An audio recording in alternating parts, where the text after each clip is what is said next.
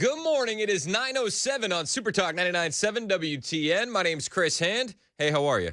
Show's brought to you by our friends at Better Water LLC, water filtration systems, water softeners. You can get those at betterwater.com. We got Mason Fleming producing. We got Joan Jones in the newsroom. Ken Weaver will join the broadcast later on in the show. And we got you guys on the phone lines and the text line, 615-737-9986. You can listen to us anywhere on the iHeartRadio app, the TuneIn app, the FM dial. I actually got a message on Instagram just this morning. The guy's like, hey, Chris, found the station on TuneIn, listening from Detroit. Crazy, man. Help us increase the digital profile of the radio station. Find us on YouTube, Rumble, hit like, hit subscribe, and you can watch the show as well. Why would you want to watch a radio show on your TV? Well, we'll have video elements for all the audio that you hear on your radio or on the app of your choosing. We appreciate you guys being here. A lot to get to today. Let's start with, do we have the scary dun, dun, dun? Do you got that loaded up somewhere? Okay, perfect. Well, then let's start here. The national debt, officially $37 trillion. That's the scary. That's when we needed the scary. Here, I'll do it. Dun, dun, dun. That sounds a lot better. Nailed it. Yeah. I like Jones, though. Can we clip that for we have it on an alternator? It's like we won't tell anybody. Let's trade back and forth. Yes. Yeah. That way some host will go to get the dun, dun, dun, and then they'll get Joan and be like, what the hell was that? That was awesome. That was even better. That was even better. All right, so we are $37 trillion in debt. That sucks. But we're working towards getting it to a more reasonable spot. The Trump administration yesterday did win an appeal. They're now allowed to continue cutting foreign aid. This is a massive way to get our debt under control. Why on earth are we giving money to foreign countries when we're broke ourselves? I am a huge fan of cutting off all foreign aid to all countries. Do your own thing. America first. That's what I would prefer. And it looks like we are one step closer to that. So the decision empowers the Trump administration. This is how CNN puts it. It empowers the Trump administration to refuse to spend budgeted money. And it will make it harder for outside entities that don't already have contracts with the federal government to challenge the president's decisions, even in spite of Congress's power of the purse. The decision allows Trump to continue with his wind down of foreign aid grants. To that we say good. The U.S. D.C. Circuit Court of Appeals panel voting 2-1 interpreted the law around the Impoundment Control Act, which regulates the action of a president to delay or withhold funding that has already been appropriated by Congress in the federal budget. In the case, grant recipients sued over access to almost $4 billion for global health and more than $6 billion for HIV/AIDS programs that were appropriated by Congress, dispersed by the State Department, and the now essentially shuttered agency USAID. Circuit Judge Karen Henderson, in the opinion, wrote that the record is simply less developed on how long grantees would survive if they can't compete for foreign aid grants in the future. Lauren Bateman of Public Citizen Litigation Group, as the lead attorney for some of the grantees, said on Wednesday her organization would seek further review from the court. Oh, so sad. Liberals, so salty. We're not going to be just sending all of our taxpayer money out of the country any longer. The Trump administration can continue cutting foreign aid. That's fantastic. That's fantastic. We're also learning yesterday Donald Trump is one of, if not the most popular Republican president ever. And at this point in his second term, according to Real Clear Politics, he has a considerably higher approval rating than Barack Hussein Obama and George W. Bush. Trump is crushing. And it's little things like that, being able to cut foreign spending, especially when we're in such debt. And it's a bit of his personality as well. He did the Kennedy Center yesterday. We covered some of it in real time, but it was happening like as we were closing the show. But he is just the funniest guy. It's not a hard stretch to understand why people like him as much as they do. And yesterday at the Kennedy Center was another example of that. 1978, the Kennedy Center Honors have been among the most prestigious awards in the performing arts. I wanted one. I was never able to get one. This year, it's true, actually. I would have taken it if they would have called me. I waited and waited and waited, and I said, the hell with it. I'll become chairman, and I'll give myself an honor. Maybe I'm going to honor, next year we'll honor Trump, okay? Maybe you can do that with the Nobel Peace Prize, too, after he gets out of the presidency. 7 countries have nominated Donald Trump for a Nobel Peace Prize. He's probably not going to get it because, you only get that for, I don't know, drone bombing kids and stuff like that. Shout out to Obama. But Trump probably won't get that award either. Maybe he becomes the chairman. Maybe he gets there. But yesterday, 48th Kennedy honorees were George Strait, Michael Crawford, Sylvester Stallone, Gloria Gaynor, and Kiss. Now, he also was poking fun at Sylvester Stallone. This is just, he's so likable. He's so real and he's so authentic that I think people are just gravitate towards this guy because of it. Listen to him talking about Sly. Sly is a pillar of the really American pop culture and a Hollywood superstar like few others, and one of the biggest names on the Hollywood Walk of Fame. In fact, the only one that's a bigger name on the Hollywood Walk of Fame, they say, is a guy named Donald Trump. I'm on the Hollywood Walk of Fame, too, if you can believe that one. The only guy bigger. The only guy bigger is it's Donald Trump. Maybe you've heard of him. He was joking around. He was having a good time yesterday. Again, we saw Real Clear Politics come in, and he is doing a fantastic job in his second term. As far as the approval ratings go, at this point, job approval, Donald Trump in 2025, 45.9. Barack Obama, same time period in his second term, 2013, 43.8. George Bush, same time in his second term, 2005, 43.2. Donald Trump is dunking on these guys when it comes to the approval rating, and he's dunking on them in many different ways. You can look at all of this and say that the attacks against Donald Trump have failed. Calling him a racist, calling him a bigot, calling him a Nazi, calling him a failed businessman, calling him a womanist, calling him a misogynist. What else have they called him? Just everything. Everything under the sun. All of it has failed. They threw everything at this guy. Nothing stuck. Nothing stuck. Now the shoe's on the other foot. Investigations are ramping up for Adam Schiff, Letitia James, James Clapper, Comey, grand juries on the way, Hillary Clinton, Adam Schiff biting their nails. And yesterday, while he was at the Kennedy Center, Donald Trump addressed it directly, looked at Pam Bondi and said, yep, essentially, you got to step your game up, Pam. We need you. We need you to prosecute these individuals. Listen to him bringing up Hillary Clinton and Shifty Schiff yesterday during the Kennedy Center honors. With them great, actually. We had the Russia. I had to go through the Russia hoax, and it was actually it was a strain on the relationship. I actually told them. I said, they got this phony investigation going on, Russia, totally phony, created by Adam Schiff, Shifty Schiff, and Hillary Clinton, and the whole group of them. And it made it very dangerous for our country because I was unable to really deal with Russia the way we should have been. I'm looking at Pam because I hope something's going to be done about it. These people put our country at great danger. And Adam Schiff, it was all made up. It was a hoax. The Mueller report came out. They all hated me. They had 18 Trump haters. And they said I did nothing wrong. They couldn't believe, they couldn't find anything after years of investigation. It was all a hoax. It was a hoax created by the Democrats, but in particular Schiff and Crooked Hillary, the whole group. And now we've learned all the stuff that's come out over the last 2 months is incredible through intelligence. And hopefully something's going to happen with it. These are people that put our country in danger, in real danger. I want to thank you all very much. Is Schiff going to be the fall guy in all of this? It sounds like they're setting Schiff up to be one of the fall guys in all of this. We also learned yesterday that it does appear that U.S. Attorney Jeanine Pirro, Judge Jeanine, is going to be the one investigating Adam Schiff. She was doing an interview with Benny Johnson. He asked her directly about Adam Schiff, and she was pretty coy in her answer, but I think that her answer did say a lot without saying much. Adam Schiff, today, there was an FBI 302 that has now been declassified by Cash Patel. It's gone to Congress, and it's about Adam Schiff leaking classified information. It's a whistleblower from his office, and the documents are here and they're public. And Brett Tolman is saying, well, you listen, only the U.S. Attorney for Washington, D.C. can make a decision on a case like this. And so my question is open-ended. Have you reviewed these documents? Are you familiar with the Adam Schiff's and the criminal conspiracy to leak against President Trump? Do you plan on investigating? You know what, Benny? I think you know that this is my wheelhouse. And the difference between me and some other people is that I don't talk about what I'm investigating. I don't talk about what I'm doing.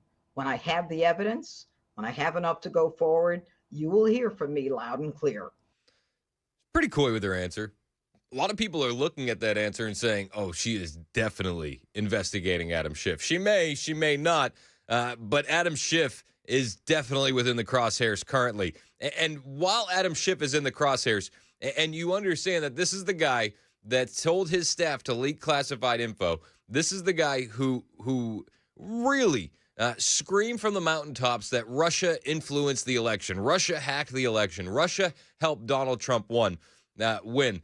It's so funny now listening to this stuff in hindsight. I mean, it was just March of 2025 that Adam Schiff was calling for everyone involved in Signalgate. Remember Signalgate? He was calling for everyone in Signalgate to lose their jobs because of how they handled classified information. Yet now we're learning that it was Adam Schiff directing his own staff to leak classified information.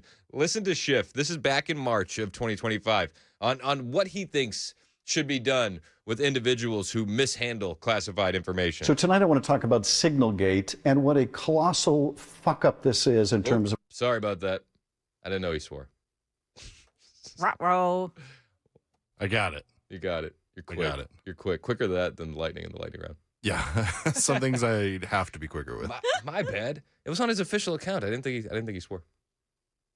Anyway, he blames everybody. He says that they should be fired. The YouTube, another reason why you want to watch the show on YouTube, not only did you get to hear it before we dumped it, you also get to see my bright red face. So the investigations are ongoing. Adam Schiff is definitely in the crosshairs. And you listen to this audio from him back in March of 2025, screaming for those who mishandled classified information in Signalgate to lose their jobs. Yet now we have declassified information that he was telling his staff to leak classified information. It's bananas. Absolutely bananas. And we're getting more tea spilled about more individuals involved in the Russiagate hoax. Tulsi Gabbard talking about James Clapper yesterday, that James Clapper sought to compromise normal procedures to rush Russiagate hoax. According to this intelligence report, the Post-Millennial has the story. Director of National Intelligence Tulsi Gabbard released newly declassified emails on Wednesday evening pertaining to the Russia collusion hoax, showcasing how Obama Director of National Intelligence James Clapper told fellow administration officials that we may have to compromise our normal modalities to create an intelligence report ordered by then President Barack Obama. Gabbard wrote, newly declassified top-secret emails sent on December 22nd, 2016, complying with President Obama's order to create the manufactured January 2017 ICA about Russia, expose how DNI James Clapper demanded the intelligence community fall in line behind the Russia hoax. Clapper admits that it was a team sport that required compromise on our normal modalities. Then NSA head Mike Rogers expressed concerns raised by his team over the fast-tracked effort and how they did not have enough time to review all of the intelligence to be absolutely confident in their assessments. Rogers wrote, I've just returned from a TDY overseas and have been updated on the current status of our efforts to produce a joint product related to Russian attribution to an intent for the DNC DCC hacks. I know that this activity is on a fast track and that folks have been working very hard to put together a product that can be provided to the president. However, I wanted to reach out to you directly and let you know some of concerns that I have with what I'm hearing from my folks. The email continued. Specifically, I asked my team if they had sufficient access to the underlying intelligence and sufficient time to review that intelligence. On both points, my team raised concerns.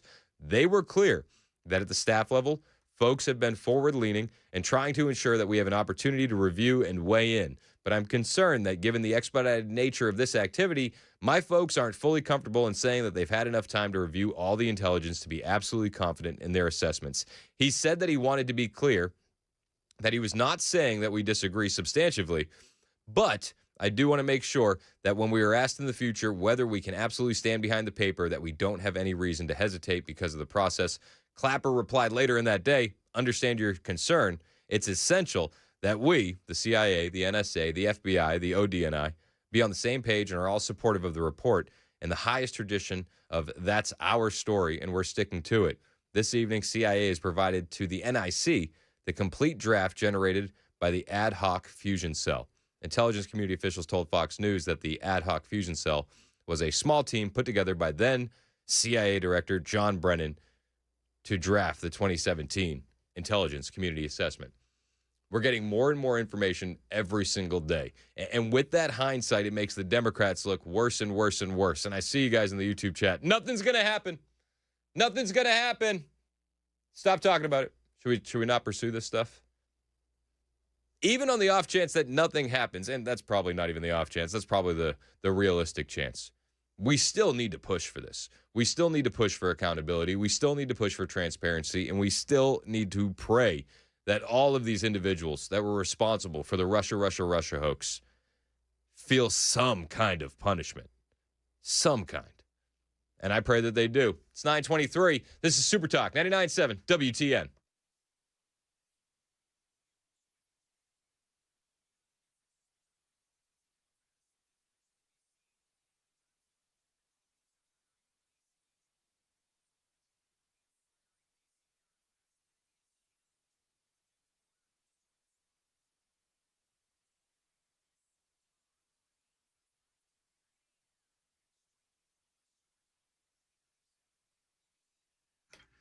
Hey, what's up? It's Chris Hand for my friend Shane Ring over at Cover Nash. And if you need health insurance, you need to talk to Shane Ring. Now, maybe you're like, I do need it, but I'll wait for open enrollment. You know, you don't have to wait for open enrollment to get health insurance or to switch and save. That's just what the big guys want you to believe. With Cover Nash, you can get covered right now with no waiting and no gimmicks. If you missed open enrollment, they got you covered. If you lost job coverage, well, they got you covered. If you're sick of your overpriced junk insurance, you're in the right place. Cover Nash is going to partner with over 75 top-rated insurance companies, including brand new nationwide PPO options with deductibles as low as $250, flat $50 doctor visits, even for specialists, ACA-compliant plans, free preventative care, and plans for individuals, families, self-employed folks, even small businesses. So it's time to stop overpaying, stop waiting, and stop thinking you're stuck. It's time to go to covernash.com and switch today and start saving. You can call Shane at 615-465-0023. That's 615-465-0023.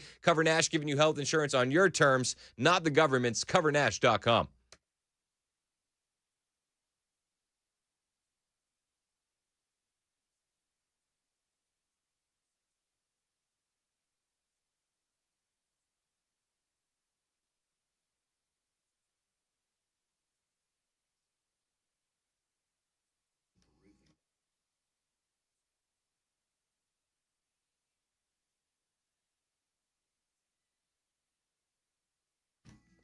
Yo, hello, we're back on the stream. All right, so I'm back on the stream because I wanted to play that Adam Schiff clip, but I totally blanked that he said the F word in the beginning there. But I want to get you guys it on the stream anyway, as a little added bonus, some added value. This is Adam Schiff on Signalgate back in March of 2025. Listen to how he deals and talks to people who mishandle classified information. And remind yourself in the back of your head, this is the same guy who directed his staff to leak classified information. So tonight I want to talk about Signalgate and what a colossal fuck up this is in terms of our national security. I think Hegseth should be gone for sharing these detailed war plans. He should be gone. He should be fired, or he should quit. I think Ratcliffe, who says this is no big deal, should be fired, or he should quit. Tulsi Gabbard, who is supposedly our top intel official, if she doesn't understand the sensitive nature of this information, she can't be trusted with our nation's secrets. She should be fired, or she should quit. And Witkoff, that moron who was texting from overseas apparently, he should be fired for just criminal negligence. Witkoff also is the guy that negotiated all those peace deals, right? Like Witkoff is the special envoy. Witkoff is the reason that the Iran-Israel conflict ended. Witkoff is the reason a lot of these conflicts have ended. He should be fired. He should be fired. They should be gone. There should be a real reckoning over this. Now, will there be? Well, if past is prologue, they will do what they always do. They will lie, they will obfuscate, they will attack anyone critical of them, and sadly, if past is prologue, we can expect that the folks in this building, in the Senate and in the House, on the other side of the aisle, will run for cover. Got it. You know, it's funny to me because we now know he's guilty of all the things that he accuses the Republicans of. And this is in March of 2025. I wonder how much he knew about the investigations going on behind the scenes because he sounds a little panicked. I don't know. What do you think? Let me know in the chat and in the comments. Appreciate you guys being here. Don't forget to hit like and subscribe. We'll have more exclusive in-break content for you guys as the show continues. Thank you. Appreciate y'all. Love y'all. Heart.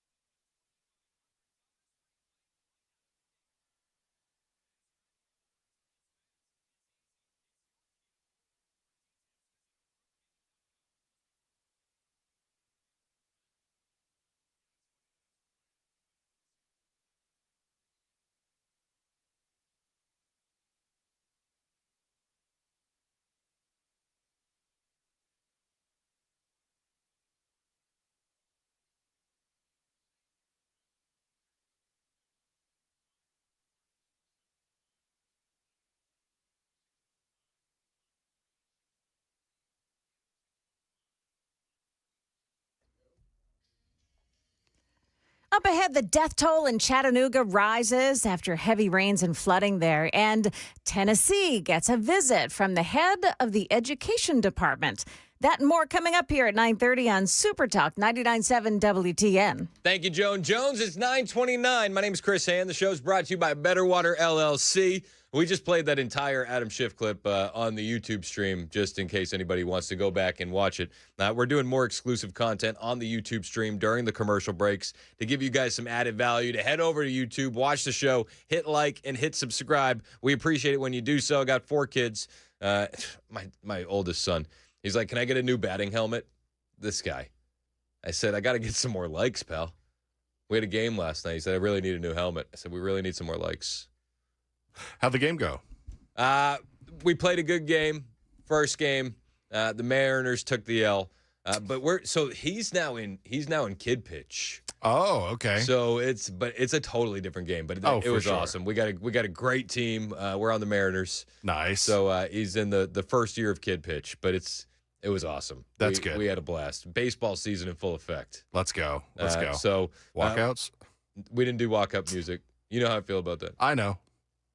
We might do it later in the year. We'll see what happens. We'll see what happens. On the way, John Solomon releasing an email from Obama's Deputy Attorney General Sally Yates, which was found by Kash Patel, that explicitly told FBI agents who were investigating corruption at the Clinton Foundation to, and I quote, shut it down. Shut it down.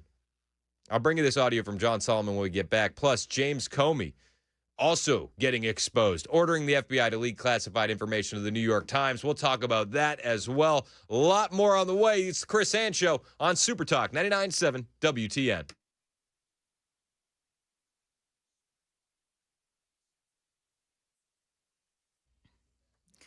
Good morning. I'm Joan Jones with your top stories. A 4th person has been declared dead after floodwaters swept through the Chattanooga area yesterday.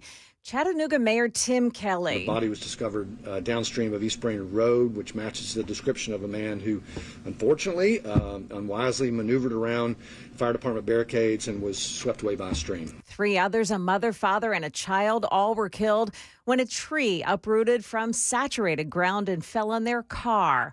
More than 6 inches of rain fell in a short time, causing the quick rise of creeks and streams, according to Tennessee Valley Authority. Secretary of the Department of Education, Linda McMahon, visiting Knoxville yesterday on her nationwide tour. She took questions about how funding cuts could affect schools around the volunteer state. People were just a little antsy, and concerned about what was going to happen with those federal funds and were we still going to use that money for what it's designated for.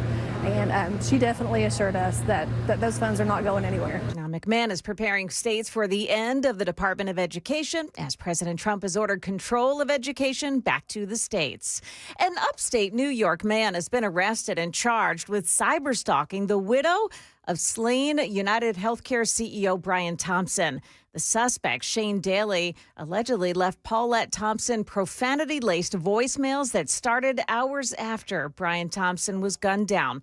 They included threats to the couple's children. If convicted, Daly faces a maximum of 5 years in prison and a fine of up to $250,000. That is the latest news. We've got your weather up next. I'm Joan Jones, WTN News.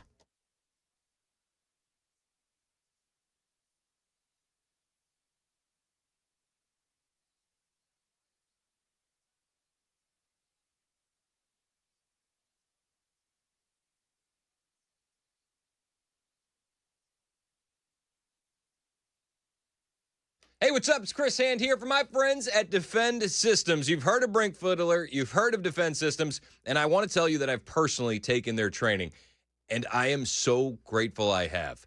I hope I never have to use it. And if you take the training from Defend Systems, I hope you never have to use it. But it's going to be a blessing if you ever need it. How to dress a wound, how to deal with an active shooter.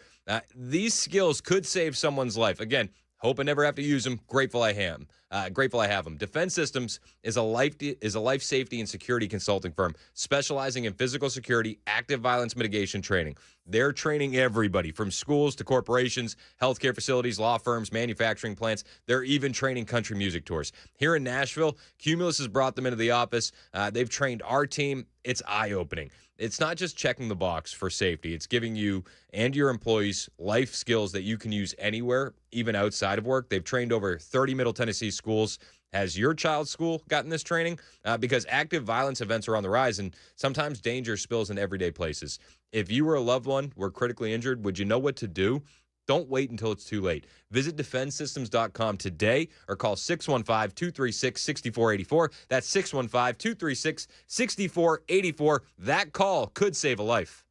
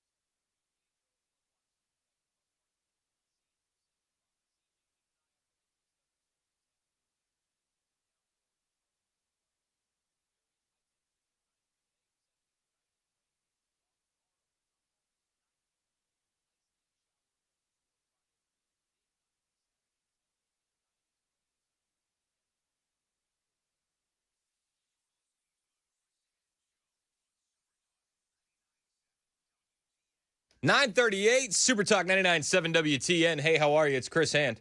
Show's brought to you by Better Water LLC. Water filtration systems, water softeners. You get those at betterwater.com. You can listen to us anywhere. iHeartRadio, TuneIn, the FM dial.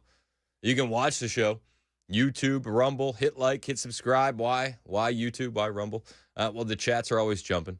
And you get video for all the audio you hear on your radio. Oh, yeah. Oh, yeah.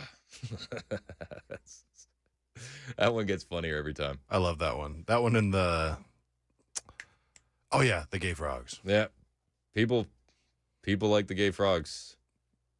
People like the gay frogs. I don't like them putting chemicals in the water that turn the friggin' frogs gay. Betterwater.com. Yep. I was actually watching him last night. Oh, really? Yeah. I was watching, he had Nick Fuentes on. Oh, interesting. There's been some beef. Do you pay attention to the E-Slud beef? Not really. No.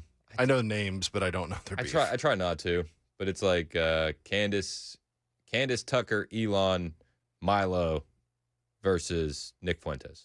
Interesting. Have you ever seen the Spider-Man meme? Yeah. Where all the Spider-Mans are pointing at each other? Yeah. That's basically what's happening, except everybody's calling everybody a Fed. Accusations being thrown. It's basically the Spider-Man meme. Hey. I'm not a Fed. You're a Fed. You're a Fed. You're a Fed. Hey. I will say this. I personally thought Nick Fuentes was a Fed. I liked his explanation. I'm not like I don't like Nick Fuentes. I don't like engage in his content over the top. Not a huge fan. But I don't think he's a Fed any longer. What explanation did he give? So he explained.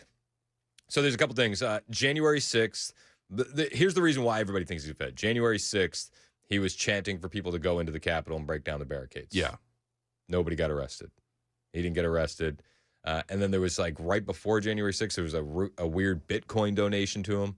He explained the Bitcoin donation. It was like a fan of his that was dying and bequeathed his fortune.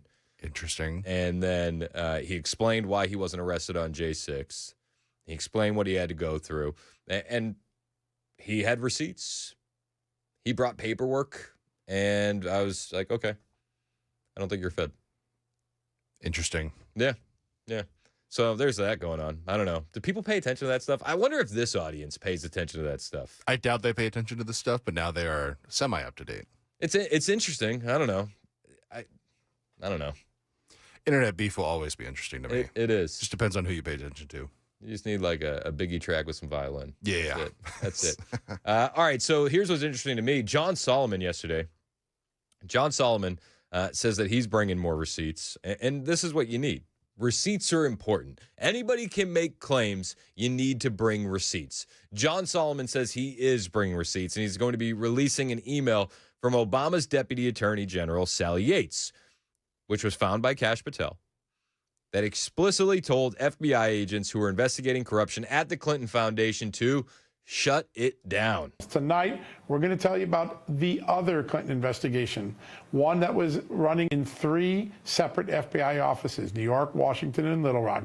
It was a predicated criminal investigation that was examining whether Hillary Clinton ran a pay-to-play scheme that delivered favors from her perch as Secretary of State while foreigners and others paid large sums of money to her family foundation, the Clinton Foundation, run by Bill Clinton and their daughter, eventually Chelsea Clinton. 3 separate agencies, 3 separate bureaus, offices of the FBI believe they had predicated evidence to pursue that. Every time they tried to move the ball down the road in the shadows of the 2016 election, they got shut down. I mean, they got shut down at the highest levels of their agency. Andrew McCabe, the deputy director, a man who potentially had a conflict of interest with Hillary Clinton. His wife got money from Hillary Clinton's former campaign chair to run for a Virginia state Senate. And by the way, McCabe attended the meeting where that assistance was solicited. He eventually was conflicted out, but not before he gave the order to his agents that you won't investigate or do anything on this unless I approve it. So the highest levels of the FBI are saying, shut it down. Don't look into this. Look the other way. Stop. And again, McCabe, no conflicts of interest, right? No, none. Downstream from them, four different U.S. attorneys' offices under Barack Obama were asked for help by the agents. Agents need help. We need a grand juror. We need to get evidence. We want to move the case down the road. All three of those four offices told the agents, you're on your own. We will not assist you in your pursuit of criminal charges against Hillary Clinton. Weird. I'm sure there was nobody pulling the strings behind the scenes. And then perhaps the most extraordinary statement in the document that we are going to show you on screen now. They can put it up as you're looking here. The Deputy Attorney General for Barack Obama, Sally Yates, explicitly told the FBI, shut it down, meaning the corruption probes of Hillary Clinton. Think about this. While Donald Trump was out on the campaign trail chanting, lock her up, maybe there was a good reason to lock up Hillary Clinton, he would argue every night. The Obama Justice Department was telling the FBI agents who also thought there might be a reason to lock up Hillary Clinton, shut it down. It's unbelievable. And this is stuff that we knew, right? Like we were all very well aware that this was going on. Ad nauseum. We understood in real time what was happening. We did. I mean, all you had to do was listen to this station. Phil Valentine was on this station talking about it. Mandis on this station talking about it. I was listening to it just like you guys. And if you were paying attention, you knew what time it was. The difference now is that they have the receipts. The difference now is that they have the paper trail. And the difference now is the power structures have changed just a little bit. The dynamics have shifted. Even Donald Trump in his first term didn't have the political clout to do this kind of stuff. He just didn't. And in his first term, he's like, guys, I don't want to do it. Let's smooth it over and let's end this. Things have changed drastically. And now they have, in black and white, an email from Obama's Deputy AG, Sally Yates, found by Kash Patel, saying, shut it down. Shut it down. Remember those words. We have a lot more up for you. In a second, we're going to bring in Senator Ron Johnson, someone who's been instrumental in exposing so much of this incredible, dirty scheme in Washington. But one last piece of note before I bring in Amanda. We have now confirmed tonight there are some prosecutors who have come forward and are willing to cooperate with Attorney General Pam Bondi and, of course, FBI Director Kash Patel, who found this document. He found this document based on some whistleblowers that Just the News had. He went and got it. He has other emails that he's going to be turning over to Congress that I think will further this narrative. This is the beginning, but we told you this was a double-headed scandal. The first part was pursuing false allegations against Republicans. The second was forming a protection racket around Democrats like Hillary Clinton. I don't think this story is going anywhere. I think that this story is only going to get bigger as more receipts are brought to the table. We also, in addition to these emails from Sally Yates telling them shut down the investigation on Hillary Clinton, we're also getting word that James Comey has been exposed for ordering the FBI to leak classified information to the New York Times during Trump's first term. This is per newly declassified document. So if you're keeping score at home, we have emails from Sally Yates telling the FBI to shut it down. We have Adam Schiff telling his staff to leak classified information. And now we have James Comey being exposed, ordering the FBI to leak classified information to the New York Times during Trump's first term. This was discussed last night on the Jesse Waters program, and it was John Solomon again breaking all of this down. I'm sorry, Hannity, not Jesse Waters. Piece that you have here. Yeah. It is a worthwhile read. I'll let you sum it up, and then I want your conclusion on what you're finding here, because to me it's very damning. Well, what you find out is that James Comey decided not to work through the FBI press office when he wanted to change the narrative in Washington, burnish his reputation against attacks from Democrats and try to sully Donald Trump's reputation. If you remember, Democrats were mad that James Comey let out of the bag just before the election that there might be some new evidence in the Hillary Clinton email scandal. Hillary blamed Comey for throwing the election. She blamed the Russians for throwing the election. She blamed everybody but herself for throwing the election for her. But Comey was trying to rehabilitate that. And so he had an intermediary, a Columbia law professor by the name of Daniel Richman, who the FBI confirmed and interviewed. And Richmond said, yes, I used my relationship with a New York Times reporter named Michael Schmidt. He's one of the authors of the Pulitzer Prize winning package that President Trump is now suing over. And my goal was to improve negative stories about James Comey and to set a narrative, i.e. set the Russia collusion narrative. Oh, weird. Weird. Again, new information. Now, this close friend of Comey is on the record, and he's saying that he can't remember if he leaked classified info or not. This is per the New York Post. The close friend of former FBI Director James Comey, who served as his de facto media whisperer to help shape media narrative during Russiagate, said he couldn't completely be sure he didn't leak classified information to the press, new documents show. Daniel Richman, who is now a Columbia University law professor, fessed up to repeatedly talking to journalists, seeking to correct critical stories of Comey, the FBI, and to shape future press coverage. He told the FBI in 2019. Richman, who became friends with Comey during their time working together in the Southern District of New York, admitted to speaking with Michael Schmidt, the New York Times reporter in particular. At one point in early 2017, Richman had a discussion with Schmidt where he mentioned unspecified classified information and knew more about it than he did, an FBI memo obtained by the Post said. Richman was pretty sure he did not confirm the classified information. However, Richman told the interviewing agents he was sure, with a discount, that he did not tell Schmidt about the classified information. Richman did not know who gave Schmidt the classified information. Sure, I'm sure it had nothing to do with him or James Comey. This guy worked around the official channels of the FBI press office, and at one point, the FBI noted, you met with James Comey. He gave you access to classified information. A short while later, you had a conversation with that New York Times reporter, and he ends up reporting something that appears to be classified. Did you do it? And he gives, I think, perhaps the most famous denial people will remember since Bill Clinton says it depends what the meaning of the word is when he tried to obfuscate whether he had an affair with Monica Lewinsky. He says, I can say, I don't think I confirmed the information. I can say with a discount that I didn't give him the classified information. With a discount means you got to give me some room. It's an extraordinary moment. The FBI clearly had strong suspicions that this was a potential backdoor for information, maybe classified information to get out to the media with James Comey's fingerprints on it. And they didn't go much further. They didn't put Comey before the grand jury, that we can tell. They didn't appear to put this gentleman, Daniel Richman, before the grand jury. And like Adam Schiff, as we told you last night, here they have an eyewitness whistleblower who said, I was in the room when he authorized leaks of intel. These end up being a dead end again. And it's another reminder of a dual system of justice that the Justice Department had the last 6 years. These are documents that were never given to Jim Jordan. Jim Jordan confirmed that to me today.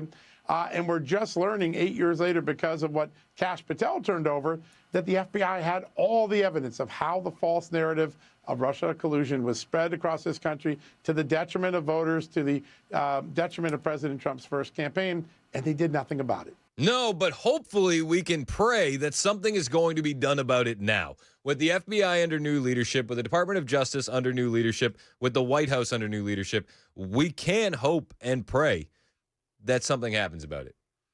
I see you guys in the chat. I see you guys on the text line. Nothing is going to happen.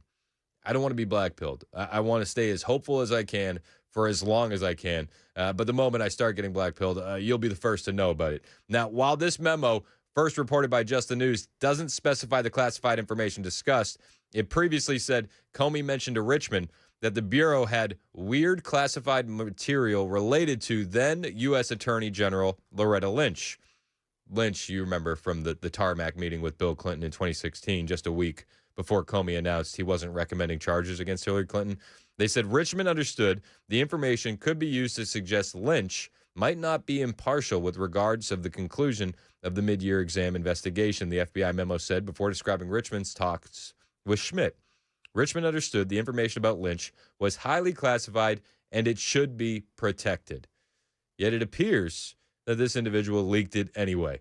This story's not going anywhere. It's only going to get bigger. And we're going to cover it for you right here on Super Talk 99.7 WTN.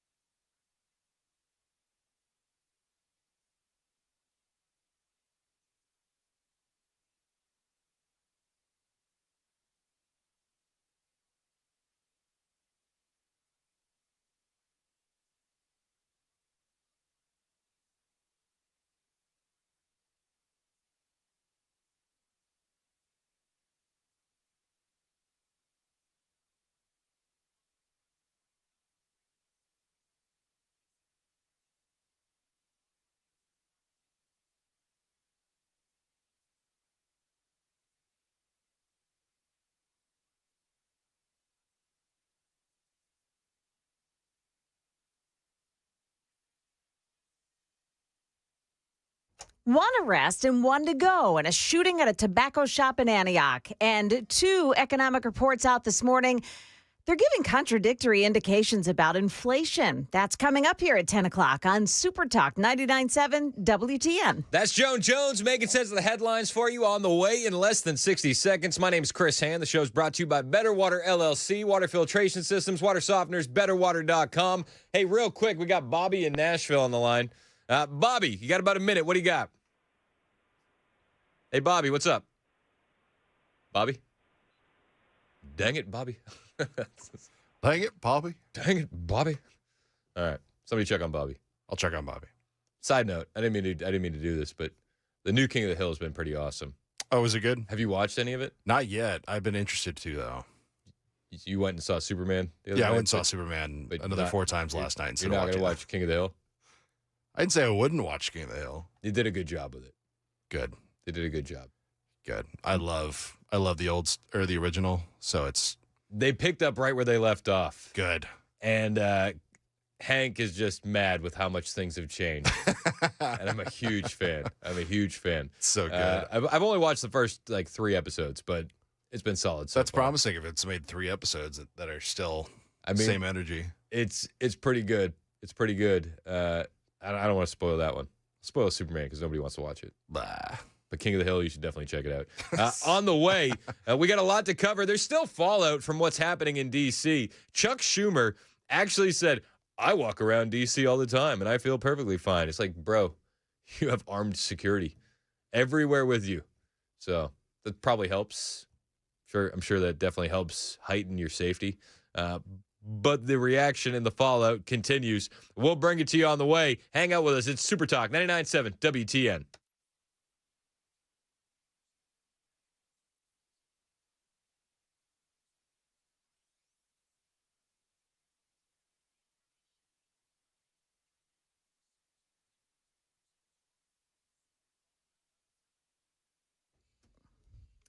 Good morning, 10 o'clock now. I'm Joan Jones with your top stories. An arrest has been made in the attempted robbery and shooting at the discount tobacco shop in Antioch. Travers Reed is facing attempted murder charges, assault, and tampering with evidence. The clerk was shot in the stomach during that robbery. He is expected to survive. Police are still searching for a second suspect. The Williamson County town of Thompson Station is seeking to form its first ever police force. Town planner Michael Wood on the rapid growth in that town. Concerns about speeding and safety issues related to vehicles. And so having a town force that could respond to that in a kind of a quicker response time would be very beneficial. Right now, the community contracts with the Sheriff's Department. 9 members of Riley Strain's former fraternity may be dropped from the wrongful death lawsuit related to his drowning here in Nashville. Channel 4's Tracy Cornett on the first court hearing on that case, which took place yesterday. That lawsuit claims the fraternity didn't follow safety protocols when they visited Nashville last year for their formal. As you may know, Riley Strain went missing and was later recovered from the Cumberland River after that fraternity formal. The family claims his fraternity brothers did not help him back to the hotel after he was kicked out of a bar and then didn't check on him until later. Defense attorneys argued that Riley Strain was responsible for his own actions. Ever been scammed using Zelle? The state of New York is suing Zelle, saying that the app doesn't protect users enough. The Cash App Zelle is accused of costing users over $1 billion because it didn't protect them from fraud. And New York Attorney General Letitia James filing the lawsuit in the state Supreme Court, accusing the parent company of Zelle, Early Warning Services, of neglecting to implement basic fraud safeguards despite knowing it was vulnerable. ABC's Rhiannon Alley. At the same time that we learned that wholesale prices rose last month unexpectedly, suggesting a rise in inflation, another economic data point countered that. The Bureau of Labor Statistics reports that weekly jobless claims fell by 3,000 in the latest reading. Continuing claims also fell, surprising Wall Street analysts. That's ABC's Jim Ryan. Together, they give the Federal Reserve's Board of Governors a lot to mull over when it gathers next month to set interest rates. That is the latest news. We've got your weather up next. I'm Joan Jones, WTN News.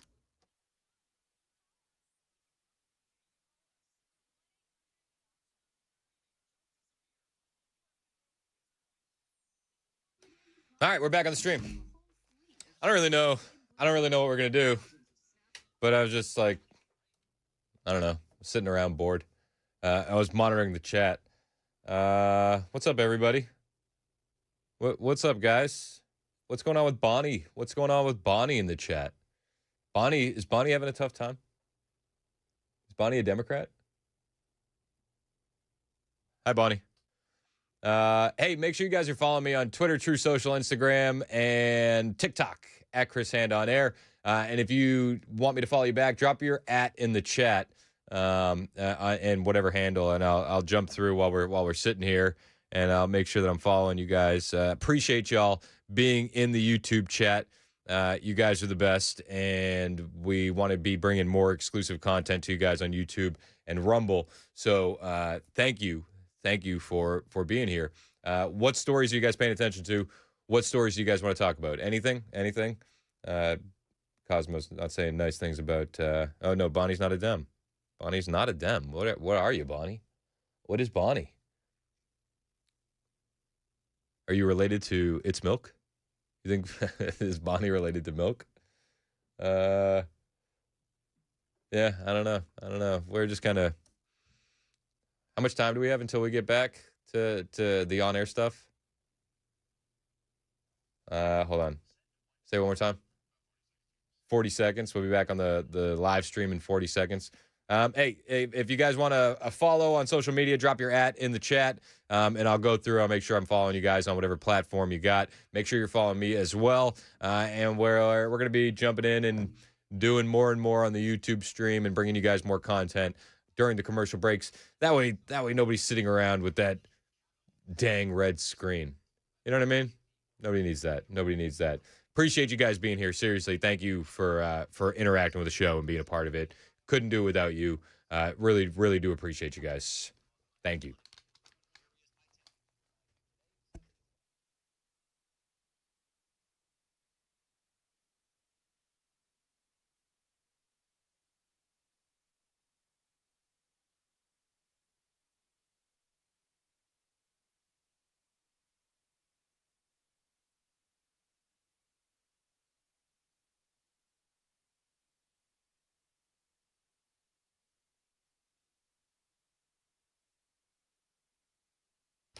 Whew.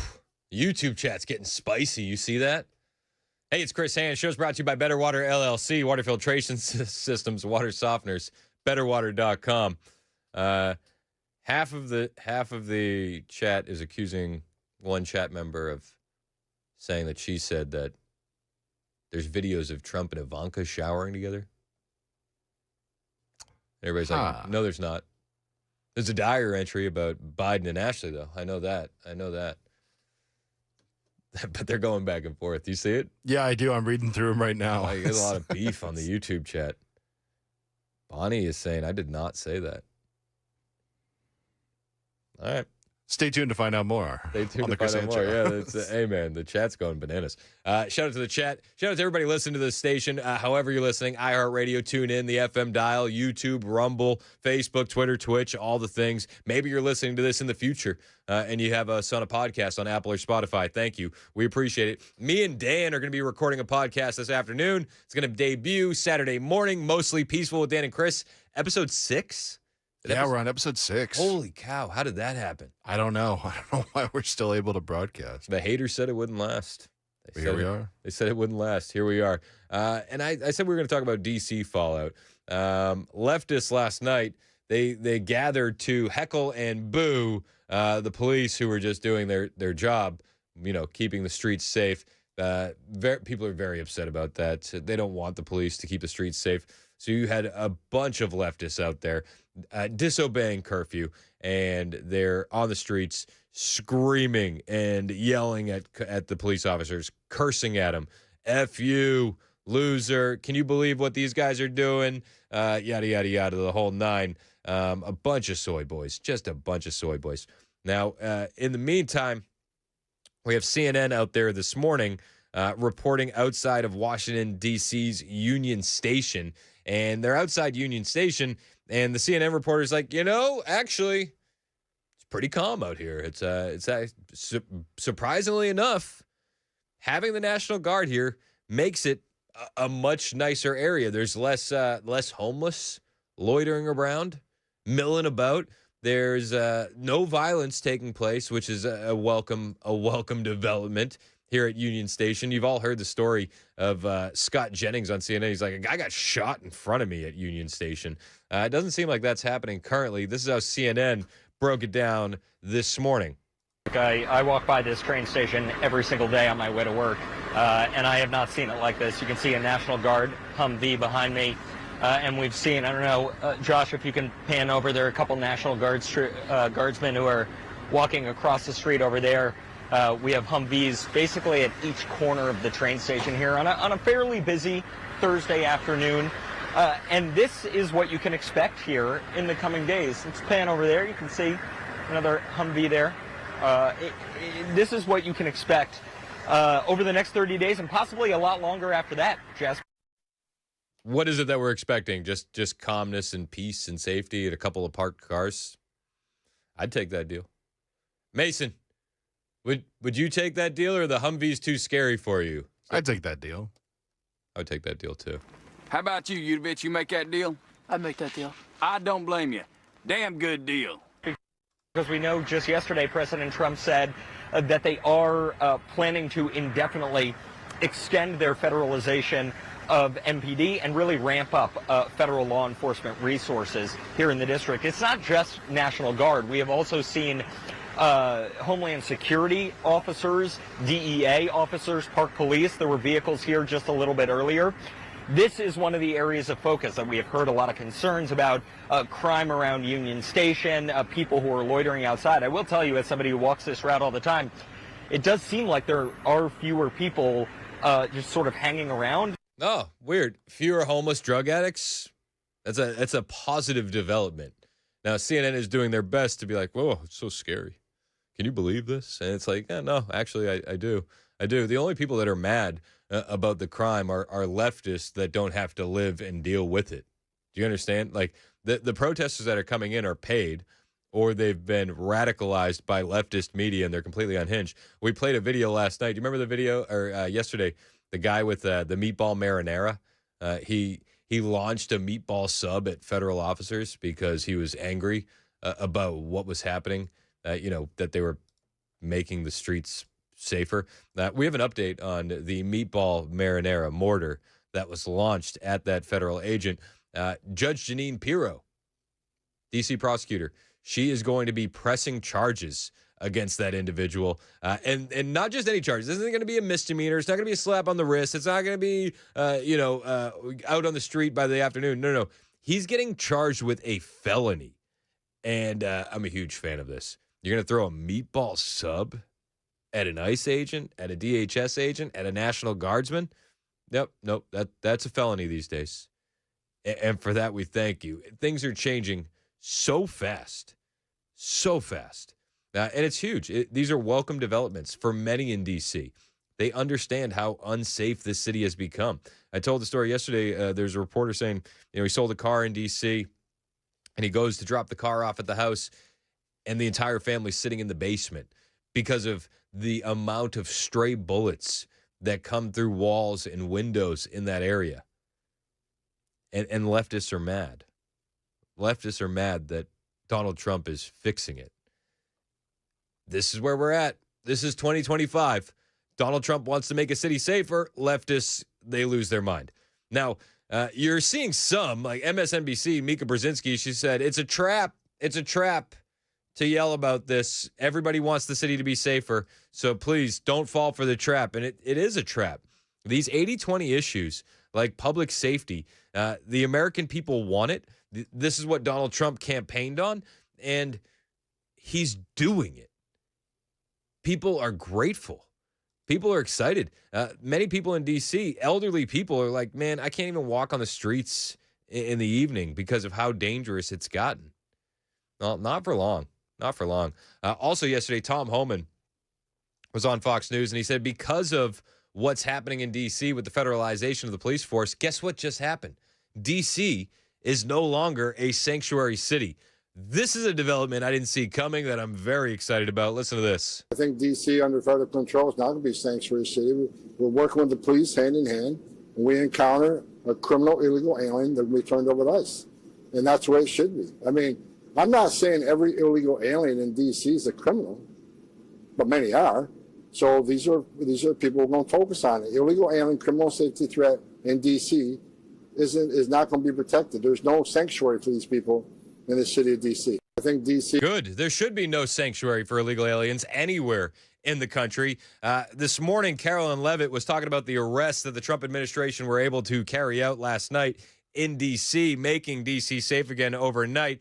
And you know what? They actually picked up quite a few illegal aliens. This is Caroline Leavitt this morning on Fox News. I have some updated statistics for you. Overnight, there were 45 criminal arrests made for assault, second and first degree. There were arrests made for the distribution of illegal drugs and narcotics that have now been removed off of the streets. There were 3 illegal firearms that were seized. And in addition to that, there were 29 illegal aliens who were removed off of Washington, D.C. streets last night, many of whom had final orders of removal. So these results are happening night after night because of the efforts of this federal task force that are working alongside the Metropolitan Police Department, who agree with this effort. In fact, the Metropolitan Police Department union stated that President Trump is right to do this, that crime has been totally out of control in the city, and the residents of Washington, maybe not the journalists because they don't want to admit President Trump is right, who live here, but the residents agree. According to a Washington Post poll, 65% of DC residents say that crime is a very serious problem in the District of Columbia. And the Trump administration's cracking down. 29 illegal aliens nabbed last night. Again, Tom Homan saying because of the federalization of D.C., it's no longer a sanctuary city. So guess what happens to those 29 illegal aliens? One-way ticket out. Bye-bye. Bye-bye. Thank you for your attention to this matter. Caroline Leavitt continues. While Democrats want to rant and rave and coddle criminals, President Trump wants to put them behind bars, and that's what this task force is focused on doing for the next 28 days. Caroline, I know that the president can do this for 30 days if he notifies the right committees in Congress, which he did. There were some stories the Democrats were spreading the narrative. We don't need the National Guard in there because crime has gone down around 30%, 26%, I think, this past year, and 35% the year before that. And then we heard those numbers might be inaccurate. They might be false. And some people were let go or they were suspended, right, Brian, from their jobs because of it. Can you clear that up for us? Are those numbers correct? No, they're not correct. They've been cooking the books. Any resident that's in D.C. that just walks around, they understand what's going on. I mean, just yesterday we were playing the protest audio, paid protesters, by the way, George Soros protesters. They're out there protesting the Orange Man making D.C. safe again. And in the background, you hear just constant sirens blaring. Just a couple blocks away from that protest, somebody was shot. No, it's totally safe. It's been getting a lot better. It's been getting a lot better. Yeah, these numbers are absolutely correct, and we will continue to provide the American public and the press with the numbers because we're proud of these efforts. If the Democrats had their way, there would be hundreds more criminals roaming free in the streets of the District of Columbia right now. There would be hundreds of more illegal aliens who this task force has already detained and arrested, and now they are focused on deporting from our country. Those individuals would remain in the District of Columbia where they would have been free to do more harm. And that's not counting all of the would-be criminals that may have committed violent crimes and maybe taken the lives of law-abiding residents of this city, if not for the deterrence. There is a huge law enforcement presence here in our nation's capital. Just drive through the streets and you will see it, and that helps to deter crime. We saw this decades ago in New York City when it was once a safe city. The president is implementing those same law and order strategies that work.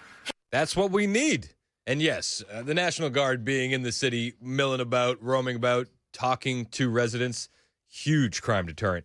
Brian on the road wants to talk about crime in D.C. What's up, Brian? Hey, man. I'm just wondering, I've said this several times when I call, is where's the men in this deal? You know, I'm not taking my family to the basement if there's a lot of drive-bys. You know what I'm going to do? I'm going to go get my AR, and I'm going to go get my pistol and have it laying beside me. And I'm going to sit on the front porch, and I'm going to see some you-know-what's coming down the road. And if they look like they're firing off shots, they're going to get some return fire. I grew up in Bordeaux. Do you know where that is? Yes. Okay. It's not the greatest part of town, but, it used to be, and then it just kind of went south, and it may be coming back. I don't know. But anyway, not long ago, man, Oh, we lost Brian. church there where I got married 43 years ago. And the funniest thing about the newscast was there was a drive-by at the wedding shooting into the church. And guess what happened? What's that? And back out.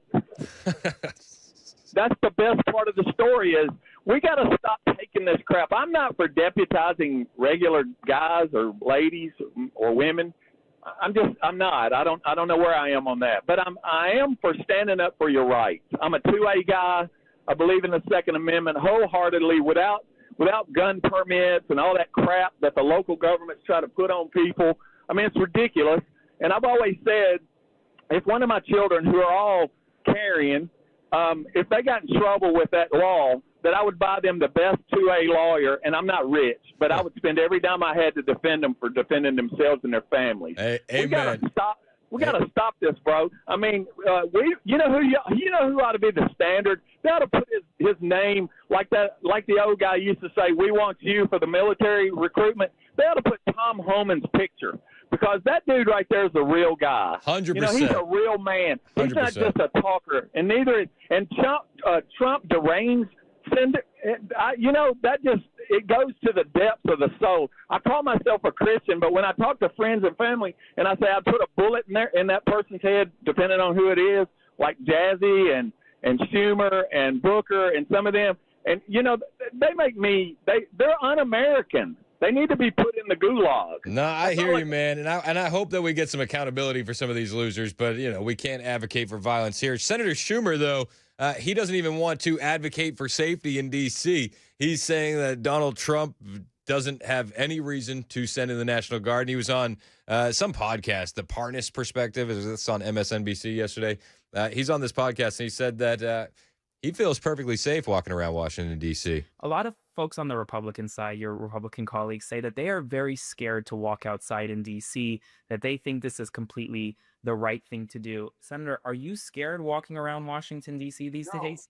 I walk around all the time. I wake up early in the morning sometimes and take a nice walk as the sun is rising around some of the Capitol and the other monuments and things, and I feel perfectly safe. They're full of it. Look. I feel perfectly safe. They're full of it. Look, all you need to feel safe in D.C. is to be up early in the morning, not late at night, and have armed guards around you. And if you have those things, then you're doing great. You're doing great. You don't have anything to worry, nothing to worry about. Yeah, Chuck Schumer. It's perfectly fine to walk around D.C. Totally safe. Donald Trump yesterday at the Kennedy Center had some comments. Then they'll say Donald Trump's a dictator for doing this. The Democrats are afraid to do anything because they don't want to be criticized. But fighting crime is a good thing. We have to explain. We're going to fight crime. That's a good thing. Already they're saying he's a dictator. The place is going to hell, and we've got to stop it. So instead of saying he's a dictator, they should say we're going to join him and make Washington safe. But they say he's a dictator. And then they end up getting mugged, and but the stats are very bad. But we're going to, I think we'll actually get Democrat support. I really believe they can't do this one too. They'll say he's a dictator, and then they'll end up getting mugged. Yeah, exactly. Donald Trump making D.C. safe again, despite the fact that the Democrats are so salty about it. We have seen a request for paid protesters surge. What's that you say? The protests about this aren't organic? We'll break it down when we get back. 1023, this is Super Talk, 99.7 WTN.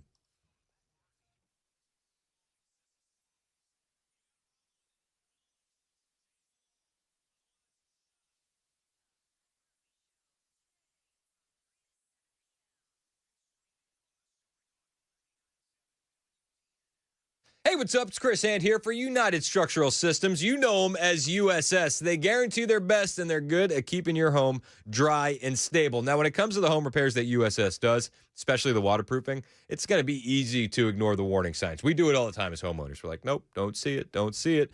Stop doing that. You're only going to watch this problem get bigger and get worse. A little water in the basement, some damp walls after it rains. You hope it'll go away, and it will. It will.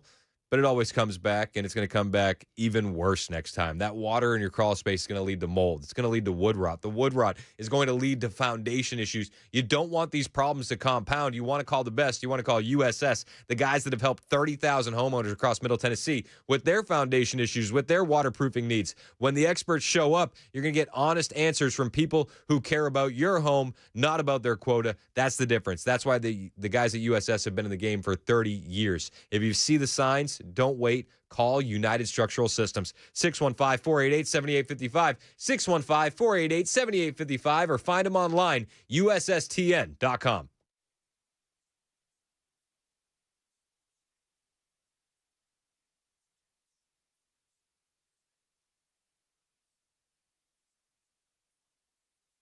Facebook, Twitter.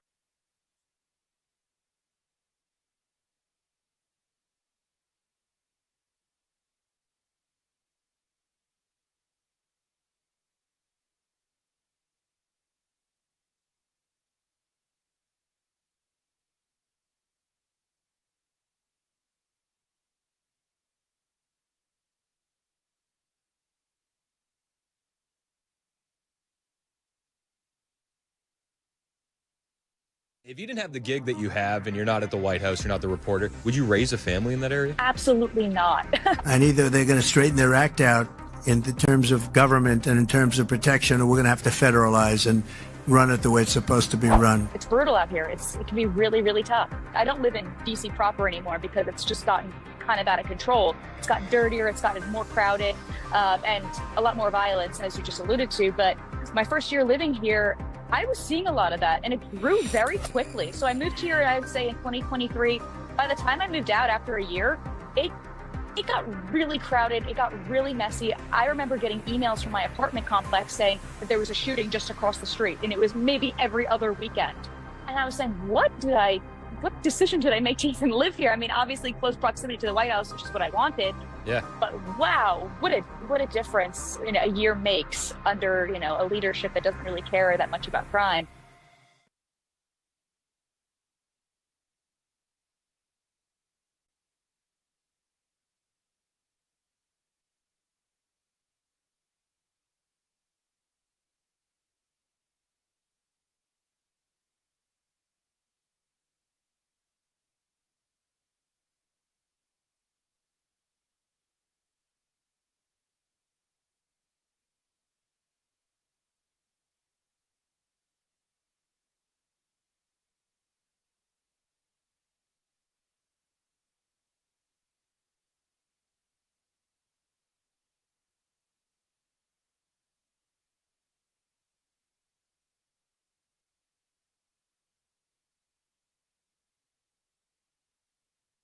President Trump crafting his strategy for tomorrow's meeting with Vladimir Putin, and why the Secretary of Education visited the volunteer state yesterday. That and more at 10:30 on Super Talk 99.7 WTN. That's Joan Jones in the newsroom. My name's Chris Hand. Show's brought to you by Better Water LLC, water filtration systems, water softeners, betterwater.com. We got Mason Fleming producing, and we got you guys on the text line, the phone lines, and in the YouTube and Rumble chat. 615-737-9986 is the phone number if you want to join the show. Got a couple people waiting on the line. Let's go to Rodney on the road. What's up, Rodney? Hey, how you doing, Chris? I'm good, man. How are you? Doing good. I got kind of an idea for your the protesters to tour them from being protesters. Get the city to do a street sweeping day on the day of your protest. When they're protesting, and just get a water truck to follow them behind and just spray the street off, like they did in San Francisco for Xi Jinping. Yep, I'm with you, man. I love it. I think that's hilarious. There's going to be a lot more protesters. We're seeing a crowd rental company having a spike. They're reporting a dramatic spike in inquiries for protesters in Washington, D.C. Listen to this story. They can't do anything real. It's all fabricated. There's no organic groundswell to defend the criminals in Washington, D.C. So they're going to rent protesters. Adam Swart, CEO of Crowds on Demand, told Fox News that requests for services in D.C.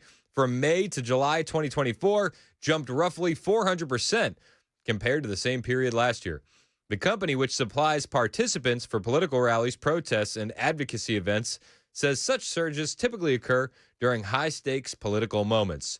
A large share are focused on opposing Trump's policies in Washington and raising alarms about government overreach, Swart said.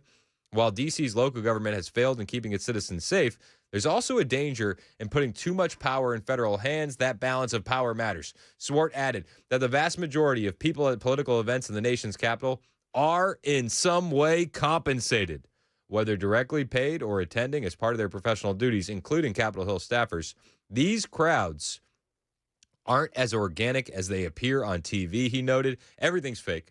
Everything's fake. Trump's federalization orders come after the attempted carjacking of a former Department of Government Efficiency staffer, Edward Cortesine, and his girlfriend on August 3rd, which left Cortesine injured. Citing the incident and broader violent crime trends, Trump announced the activation of D.C. National Guard troops. You know all that. But the crowd rental companies, the paid protesters, this isn't a conspiracy theory. It's happening. And the protests that you see on the ground in D.C., they're not organic. 400% surge in requests for protesters following the federal takeover of police for this one company, Crowds on Demand. Unreal. Keep your eyes on it and know that these aren't activists with a big heart. These are paid actors with a purpose out there that is nefarious at best. It's 10:30. This is Super Talk 99.7 WTN.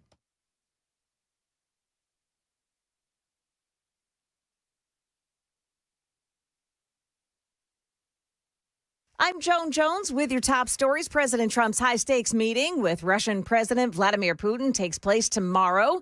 The president speaking with European allies and Ukrainian President Volodymyr Zelensky to hammer out a strategy. Reporters asking the president, will Russia face any consequences if Vladimir Putin does not agree to stop the war after your meeting on Friday?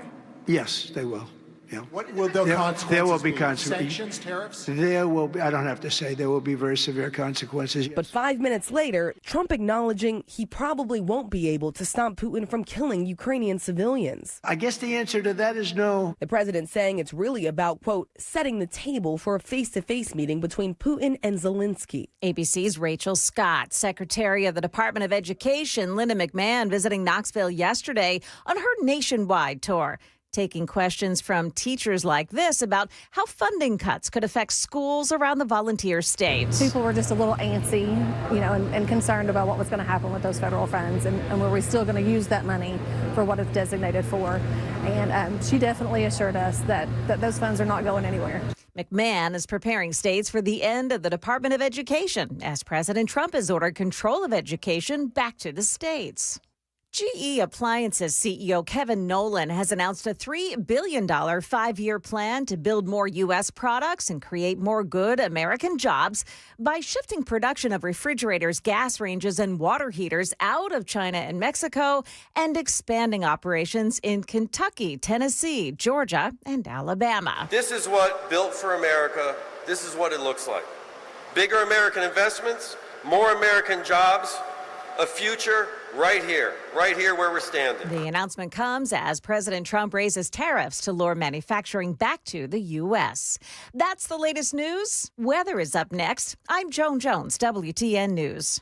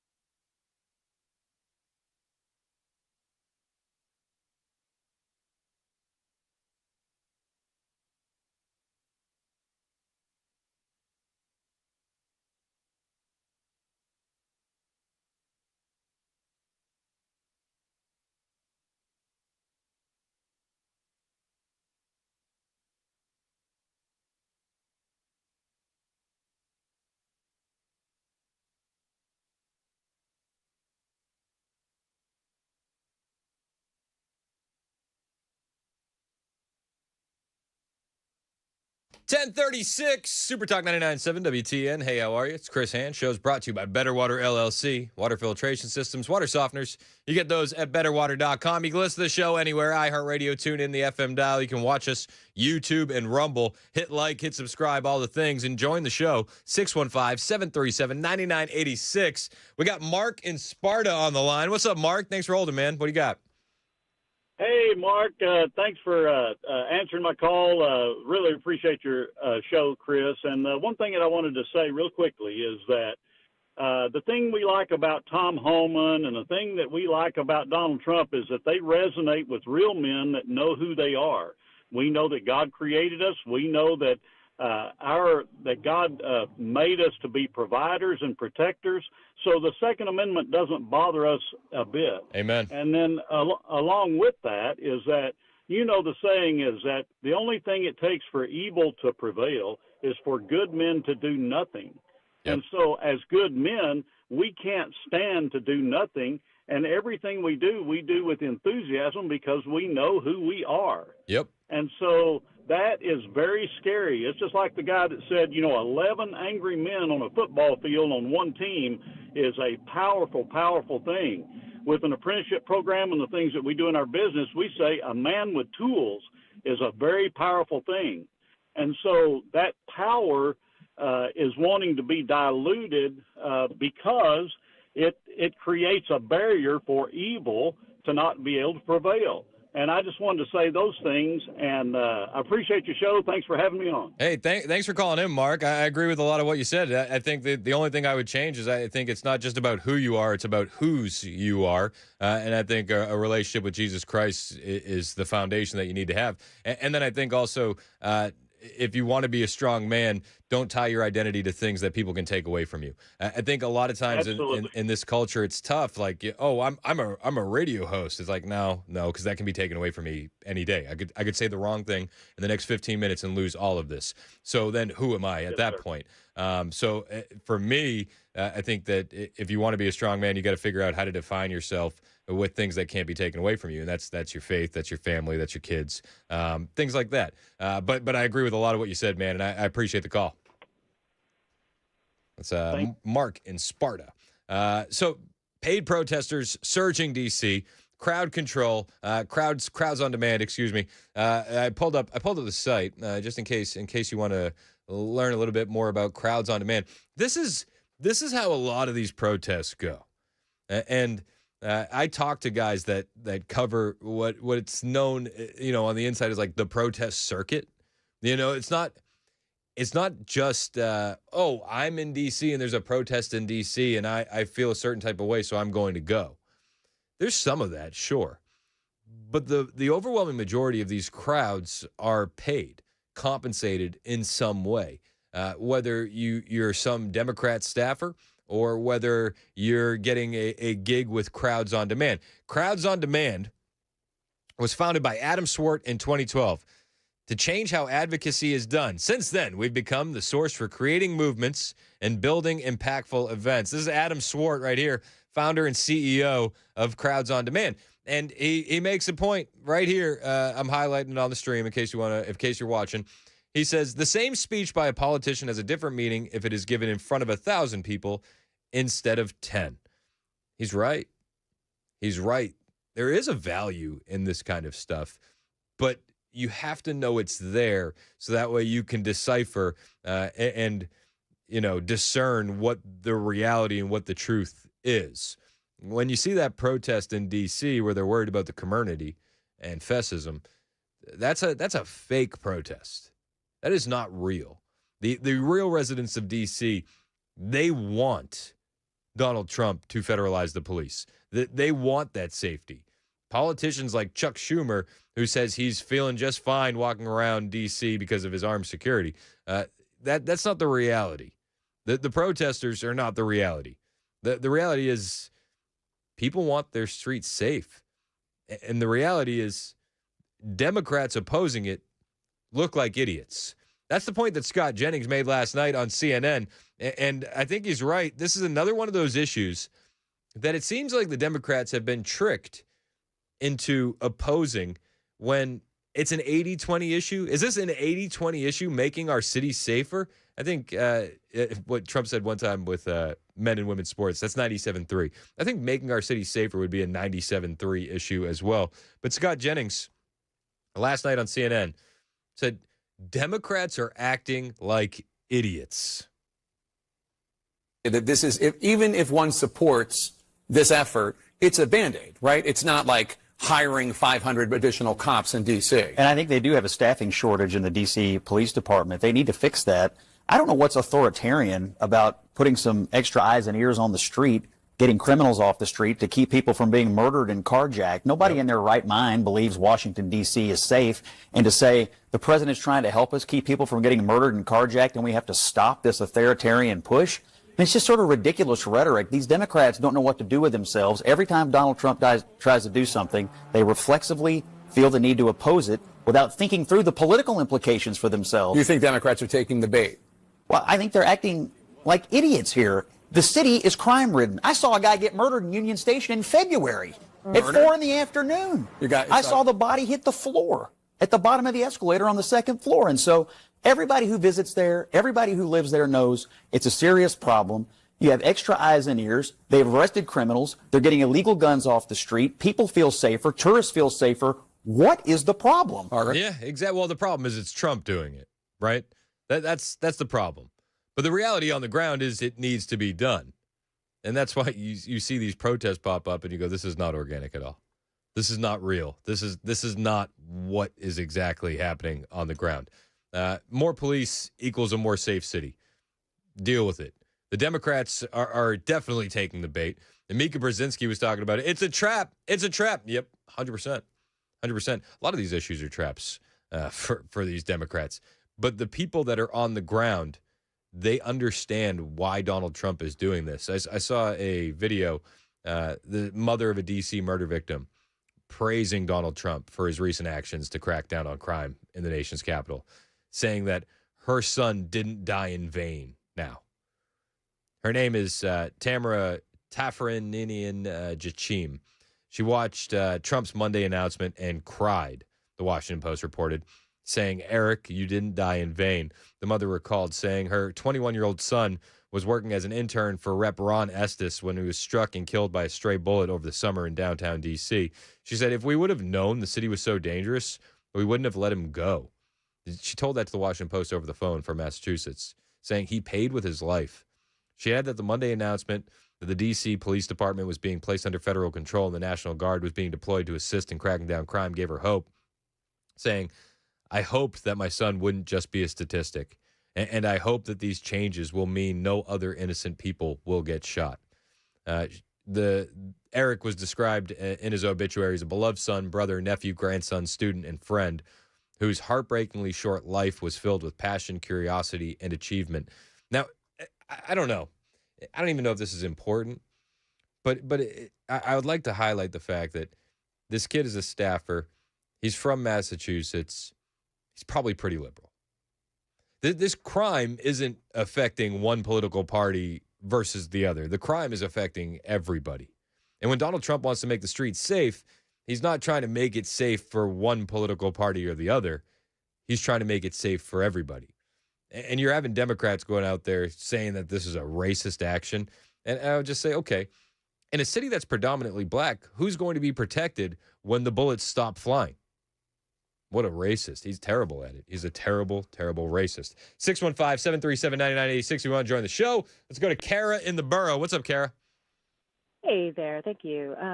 So I just wondered, as far as these paid protesters go, where is the actual data?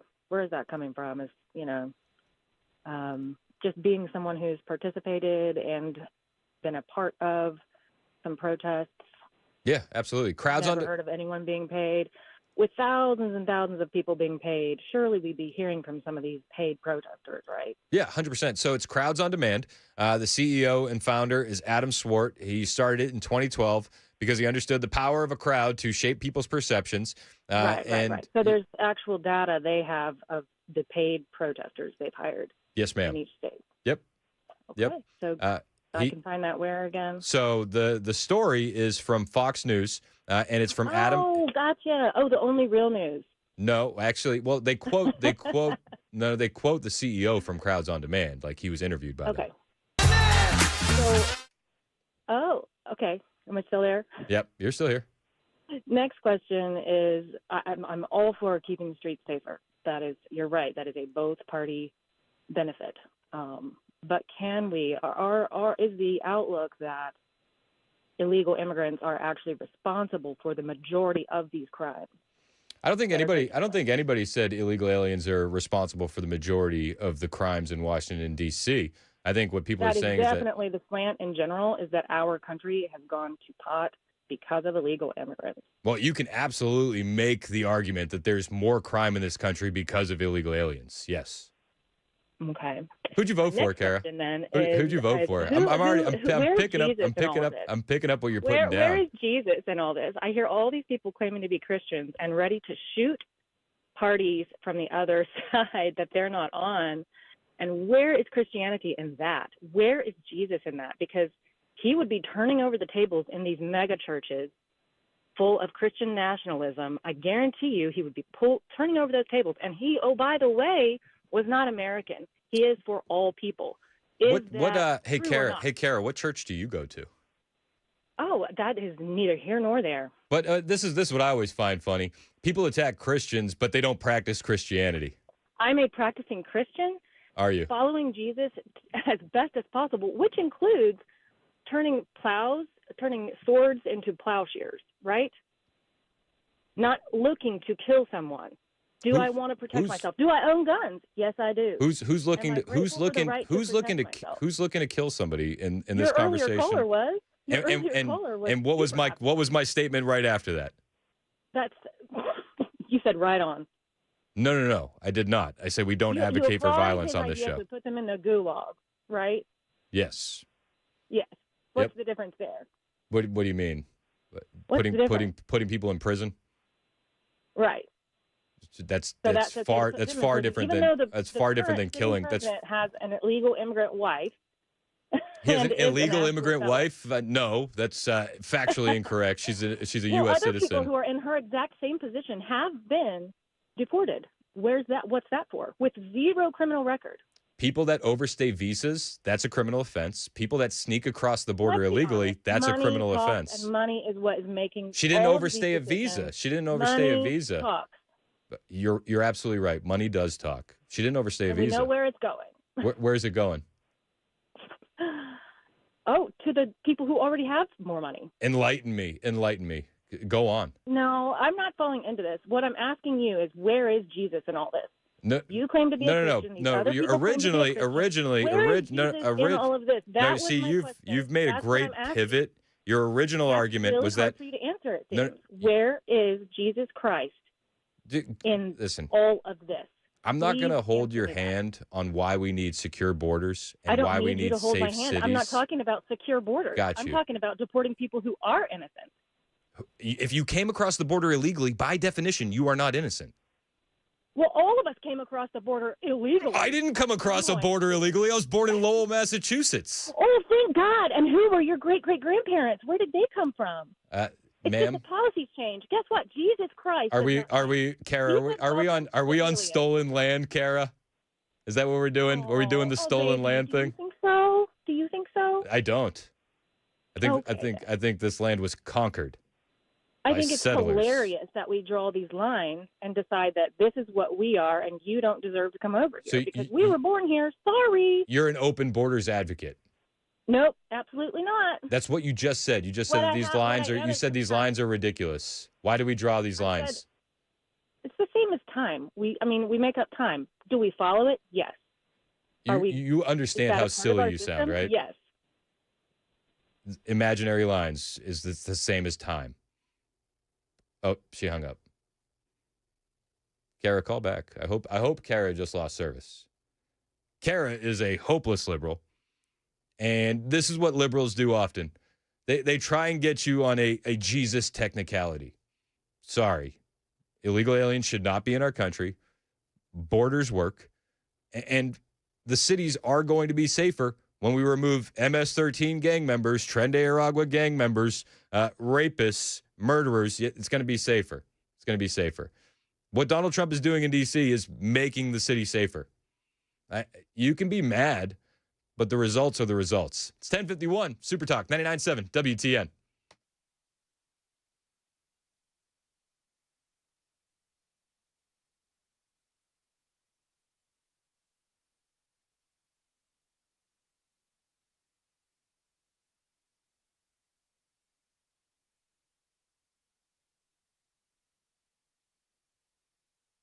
Hey, what's up? It's Chris Hand for my friends over at Better Water LLC. If you're tired of the weird smells, stains, or just plain old bad tasting water at your house or your office, these are the guys you need to call. Think about what they can do for you, like installing a giant Brita filter for your whole house, under your sink, or even for your business, and it'll handle everything. You could have some nasty stuff in the water you're drinking and bathing in. Sulfur, iron, chlorine, bacteria, even E. coli.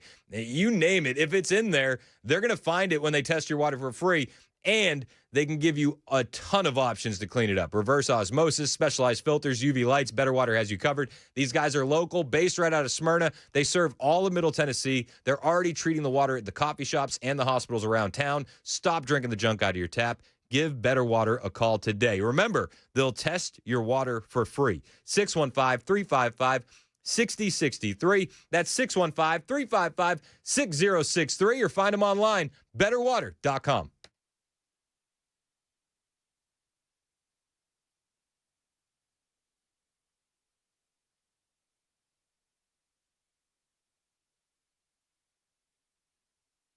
Weather can change in an instant, and you need to be prepared for any outcome. That's why Generator Supercenter of Nashville will help keep your family safe and connected. We make buying a backup generator simple and easy, with financing options available, free in-home estimate, turnkey installations, no worry warranty, and most importantly, the monitoring and service of your fully installed generator. Come see us at our location in Nashville or visit us online. Generator Supercenter of Nashville. We serve all Middle Tennessee.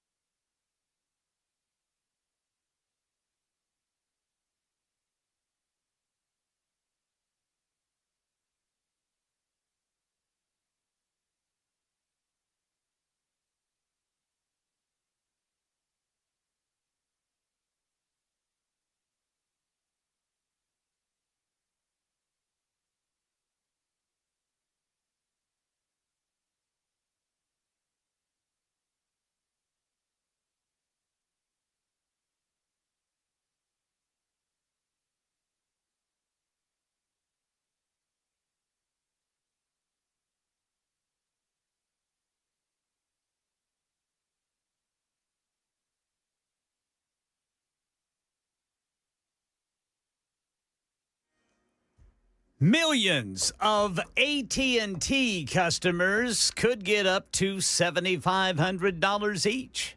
I'll tell you about it at 11 on Super Talk 99.7 WTN. Thank you, Ken Weaver. 10:58, Super Talk 99.7 WTN. I'm Chris Hand. The show's brought to you by Better Water LLC, water filtration systems, water softeners, betterwater.com. So a lot of texts about our last caller, Karen. Don't be mean to Kara. I love when a good liberal calls in. She hung up on me. I don't know why she hung up. I wish she didn't. I wish she had hung out and talked more. We could have had a good conversation. Let's go to Dan on the road. What's up, Dan? Hey, Chris. Here'd be a question. What are the strongest borders known to man today? You tell me, sir. Heaven. Love it. You don't get in if you're illegal. You don't get in if you're not a child of the king. You don't get in if you're not a citizen of the country. So if strong borders are unchristian, then God's not a Christian. I hear you, man. And you, I mean, listen, I don't need to go, verse and chapter on all that, but you can find plenty of supporting evidence for borders in the Bible, by all means. Let's go to Dustin in Huntsville. What's up, Dustin? Hey, brother, how you doing? Good, man. What's going on? Hey, I had a response to the young lady who called, where's Jesus and all this? Yes, sir. Jesus is at the port of authority. Jesus is in the I forms, the immigration forms, and the naturalization forms that we provide to people. Jesus is in the sponsors, the 70 million Democratic voters who voted for Joe Biden, who could sponsor all of these people, who could put their money and their time and their homes up to sponsor these folks to come over. That's where Jesus is at. Yeah, I mean, but the Jesus argument, and this is what liberals do. Like, they don't believe in it. First of all, for starters, right? So it's a bad faith argument. They think that they can use it against you as a bludgeon, right? Because they're used to bubblegum, cotton candy Christianity. They're very much in line with the lamb of Jesus and not the lion of Jesus. And I think that those conversations are really silly for a party that supports millions upon millions of abortions a year. So, like, I don't even think that it's really like a starting place of a good faith conversation when a liberal tells me, where's Jesus in all this? Right. But, it kind of takes Jesus out of the argument when they know that it's in their individual actions. Yep. If they really cared about these folks, they would say, you know what, I'm going to sponsor you. You want to come across the border? Meet me at the port of authority. I'm going to sponsor you. Yeah, I mean, listen, I don't think Kara, the liberal that called in, is giving her guest room to any illegal aliens. Do you know what I mean? I agree. I don't think she would sign up for that. I agree. Yep. Hey, man, I appreciate the call, Dustin, and thanks for listening to us in Huntsville. You can listen to us anywhere on the iHeartRadio app, the TuneIn app, the FM dial. You can watch the show as well. We're on Super Talk TV. That's on Facebook and YouTube and Rumble and Twitter and Twitch. Hit like, hit subscribe, all the things. Ken Weaver standing by with the latest headlines on Super Talk.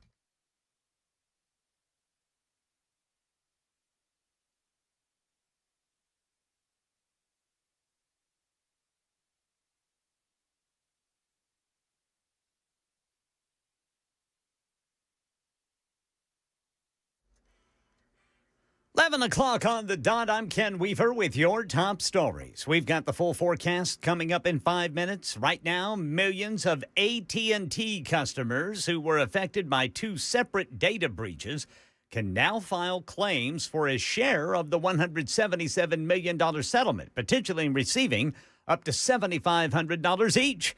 Preliminary approval was granted on June 20th. The final approval hearing scheduled for December 3rd.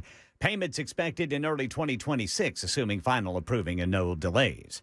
All ears and eyes on tomorrow's meeting between President Trump and Russian President Vladimir Putin on ending the Ukraine war. On the eve of the Alaska summit, the president tells Fox News Radio there is the chance the meeting will be a failure. Yeah, 25%. But Trump told host Brian Kilmeade he believes Vladimir Putin is eager to find a way to end the war. He's going to make a deal. I think he's going to, and we're going to find out. I'm going to know very quickly. Trump says he'll discern it in the first few minutes of his sit-down. But he also describes the Putin summit as merely a table setter for a broader conversation to include Volodymyr Zelensky. This meeting sets up the second meeting. Stephen Portnoy, ABC News, Washington. Scams targeting older adults have become a multi-million-dollar underground enterprise, surging by 43% between 2023 and 2024. ABC's Jim Ryan says police and prosecutors are scoring some victories in the ongoing battle against fraud targeting seniors. A recent case involves scammers who sent rideshare cars to victims' homes to pick up money or to pick up the victims and take them to get money or gift cards. Uber flagged the suspicious activity to the FBI, which launched a 2-year investigation. Now, 13 people have been charged with defrauding older adults nationwide from a call center in the Dominican Republic. The Cash App Zelle is accused of costing users over $1 billion because it didn't protect them from fraud.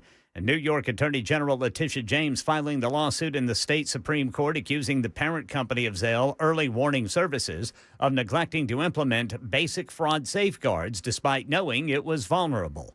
And we're monitoring what could be the first named hurricane of the season. Tropical Storm Erin now less than 1,000 miles from the U.S. Virgin Islands. It's east of it, and it's moving west. You say, uh-oh. Well, we anticipate a turn to the northwest as we see this strengthen. It's about to go into much more favorable conditions, warmer water, less wind shear, and that's why we think by the end of the weekend, we have a major hurricane on our hands passing just to the north of Puerto Rico. That's Ginger Z and the latest news. Weather's next. I'm Ken Weaver, WTN News.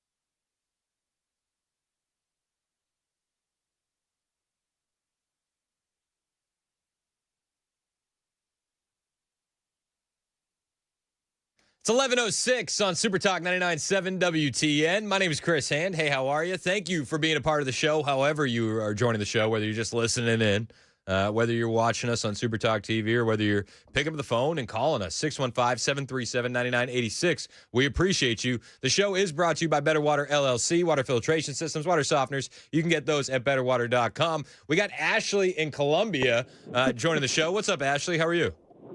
Good morning. I listen to y'all every morning. I drive a lot on the road, so I'm always listening, but I've never called in. Well, thank you, Ashley. But I appreciate it. I just wanted, it just annoys me that the previous caller and several callers that call in and talk about open borders I had to go through a lot of paperwork and pay money to get a passport so I could travel to other countries. Yep. And, why the United States should be any different and allow somebody to come into our country without going through the proper paperwork, I really just do not understand what they don't get about that. And it just drives me crazy because we should not be any different than any other country. And if you're not here legally or don't have a passport, then you don't have the right to be here. Exactly. If that same caller had snuck into Canada or Mexico, she would be dealing with their authorities and their laws, and she wouldn't be given a free cell phone and a free debit card and a free hotel room like we have done over the last 4 years under Joe Biden. Granted, a lot of that's changing very quickly. But, yeah, it's such a mess. And it's really a bad faith argument because none of these individuals would ever accept an illegal alien family into their home. They would rather us just continue to pay for it. Absolutely. And thank y'all very much. Y'all always help my day go in the morning and the evenings. Well, I appreciate you, Ashley. Drive safe out there, all right? All right. Thank you. Thank you. 615-737-9986 if you want to join the show. The illegal immigration stuff. I mean, the border's secure. The numbers are down. Zero releases into the country this past month. That's the third month in a row that we've seen that, and it's awesome.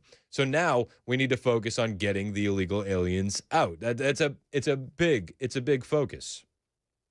Luckily, we're gonna get a lot of manpower in there very, very soon. The big beautiful bill has increased a bunch of funding to ICE, to DHS, and they've really ramped up their ad campaign to get more people in to ICE to hire them. They've instituted up to a $50,000 bonus, which is unbelievable. And because of that, Kristi Noem announced last night that they've received over 110,000 applications as a result of this massive recruitment blitz. Already well over 100,000 applications?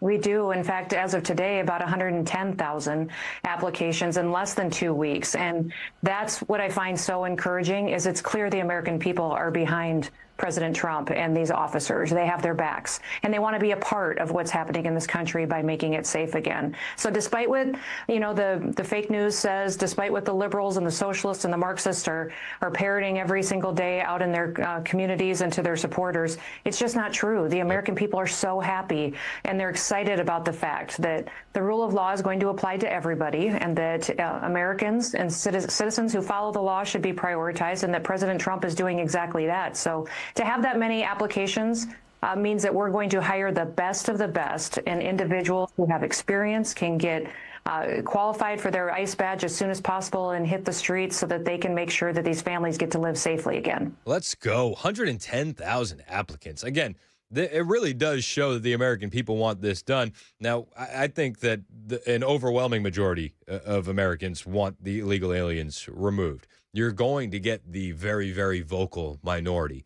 Callers like Kara, who says this is just evil and how could we be doing this? She took really a bit of umbrage to the story about paid protester requests. And I said it was from Fox News, and she laughed at me.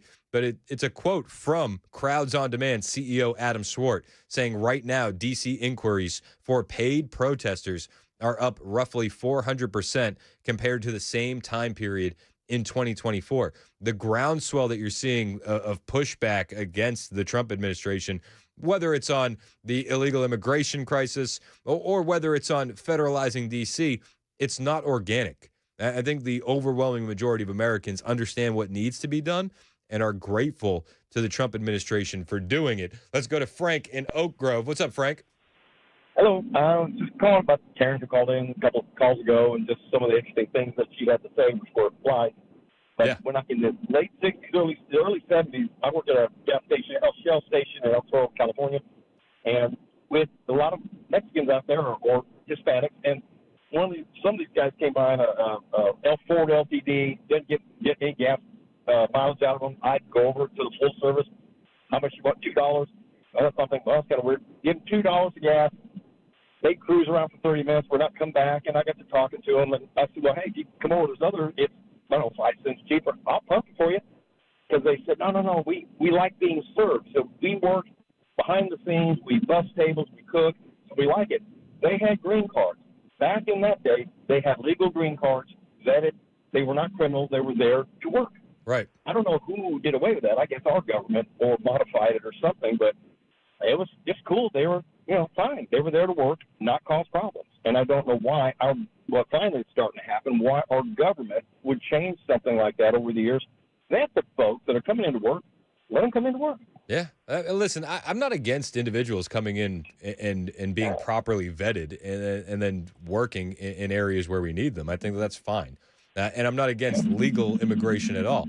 But what we've seen, the illegal immigration, the billions upon billions of dollars of taxpayer money to house and feed and clothe these illegal aliens, it's just ridiculous. I highlighted at the beginning of the show, we're $37 trillion in debt.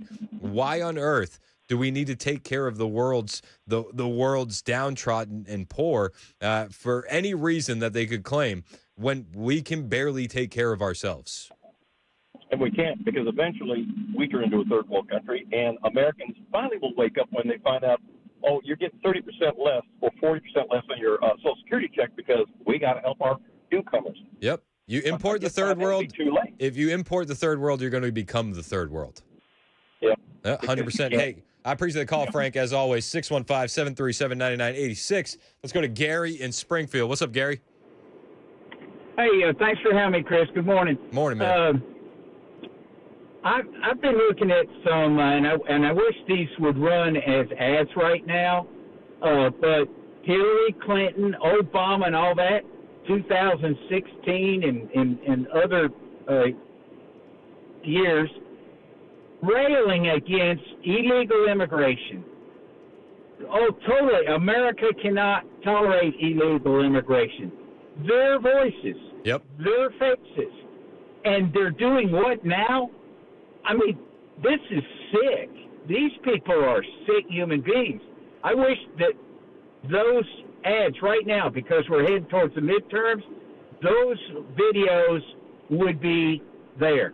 Out there on the screen for everyone to see what they were all about, and now it's wrong to be what they were all about. Yeah, Which means they don't really care. Yeah. They're just plain lying, dirty politicians. Yep, you're absolutely right, Gary, and I appreciate the call. I pulled up one of those clips for you. This is Hillary Clinton discussing illegal immigration. This is in 2008. This isn't even 15 years ago, or excuse me, 17 years ago. This is 2008. Shadows, if they've committed a crime, deport them. No questions asked, they're gone. If they've been working and are law-abiding, we should say, here are the conditions for you staying. You have to pay a stiff fine because you came here illegally. You have to pay back taxes, and you have to try to learn English, and you have to wait in line. Whoa, you got to learn English? I didn't realize she was such a bigot and a racist. It's alarming. This kind of rhetoric from the left. No, I mean, that's not even as extreme as you could find. You can find clips of Bill Clinton from his State of the Union. It's like, if you cross the border illegally, you're going to be deported. Obama was the deporter in chief. Millions. Trump has not even hit the deporter in chief levels yet. Yet the mainstream media said not a damn thing because it was Obama. Let's go to Malachi in the borough. What's up, Malachi? Hey, what's going on, sir? It kind of bothers me sometimes that some people really just they have a problem with the stopping of crime. I agree with what you said. It's just like mainly that they have a problem with Trump is doing it, but I don't understand how like they could be against wanting crime to stop, especially when the levels are that high, and we see people in the streets just openly getting hurt and the laws being broken, and like people are like okay, like they have no fear in doing that. Yeah. It's absolutely insane, and there's no fear in breaking the law because there's been no accountability. There's been no justice served. These individuals break the law and then they're released onto the streets hours later. Yeah, and it's like hours. Yeah, like you said, hours later. And I feel like it's like the same thing as I guess like you can kind of relate it to like kids. Like if you have like kids and they're like they have no fear, at all in like authority because like the fears of being in place. It's just going to continue to get worse and get worse as like they continue to grow or like as, the populations of these people grow in these certain cities. Yep. And it's just like if there's like, even though this is a harsh, to put the National Guard on, civilians, like, I mean, it can be harsh from like the outside looking in, But if that's what has to be done to stop the crimes, I don't think there's anything wrong with that. Yeah, I'm with you. And yeah, I mean, it seems harsh, but for the residents that have been living there and have been afraid to report the crimes going on in their own neighborhood because they know that those gang members are going to be released hours later and then they're going to come to them for retribution, so they don't even report the crime. Those residents are overjoyed with what Donald Trump has been doing. Yeah. You know, it's wild, man. And I appreciate the call. 615-737-9986. You can find videos of residents in D.C. And they're reacting to the claims that crime is down. They're like, I don't see it. I don't see it at all. This is a resident of D.C., a Muslim woman, and she's talking about the crime in D.C. Is it down? You hear from city leaders and others that crime is actually down. Are you seeing that? No, I'm not seeing it. We're seeing carjackings, the violence in the communities. So we were advocating then for the National Guard to come out, but they said there was no need. But think about how many lives could have been saved just having them on the scene. And Asia says still to this day, she's not heard from one detective about those crimes committed against her family. Now, for Tempe Satcher, another D.C. resident, her son BJ was gunned down in a random drive-by shooting on the way to work 2 years ago, and she does not feel that crime has calmed down.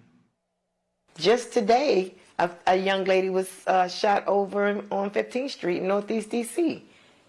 Does that seem like crime gone down? With all the things that are going on with our president, sending the National Guards out, I don't have a problem with that personally, because if MPD can't do it and they need help, then I'm glad they're able to get the help. Amen. I mean, that's really what it boils down to. If Metro Police can't do it on their own, Donald Trump is going to help them. And same with all the illegal immigration that we're seeing going on. If these cities don't want to work with ICE and get the illegal aliens out, well, then we're going to ramp up enforcement operations in these cities. You're seeing that in Los Angeles. Mayor Karen Bass, she's like, when is she going to get arrested? Is this impeding? She's on TV and she's bragging that there's a rapid response network in LA to alert people of ICE operations. This is the mayor of Los Angeles on with Rachel Maddow, saying we have a rapid response network where everybody is alerted if you see masked men getting out of unmarked cars.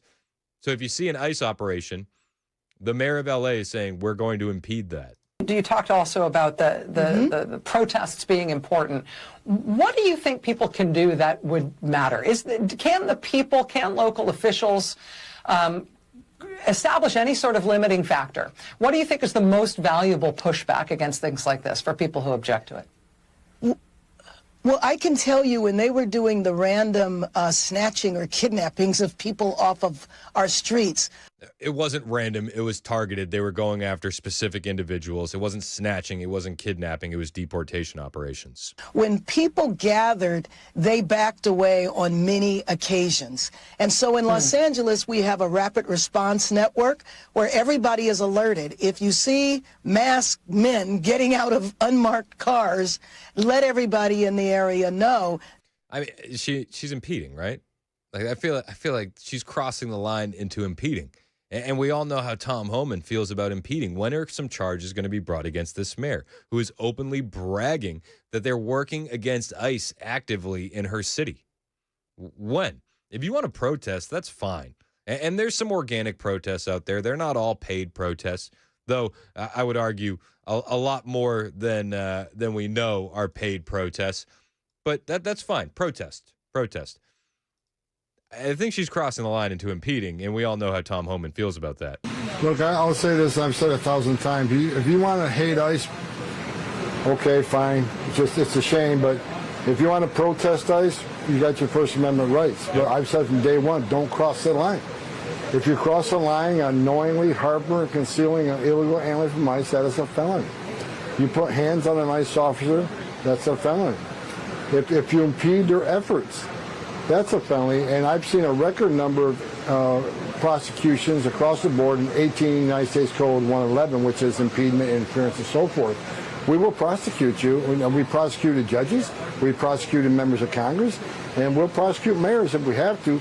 Again, they're real careful about how they say things, but they stop short of crossing that line. Because I think most of them know better, but I guarantee you, if they cross that line, we'll seek prosecution, and Pam Bondi is committed to zero tolerance. The president committed. President Trump committed to zero tolerance on this. So if you cross the line, you'll be prosecuted. Well, I hope that they're keeping a very, very close eye to the comments made by one Mayor Karen Bass, because I think she's getting dangerously close to crossing that line.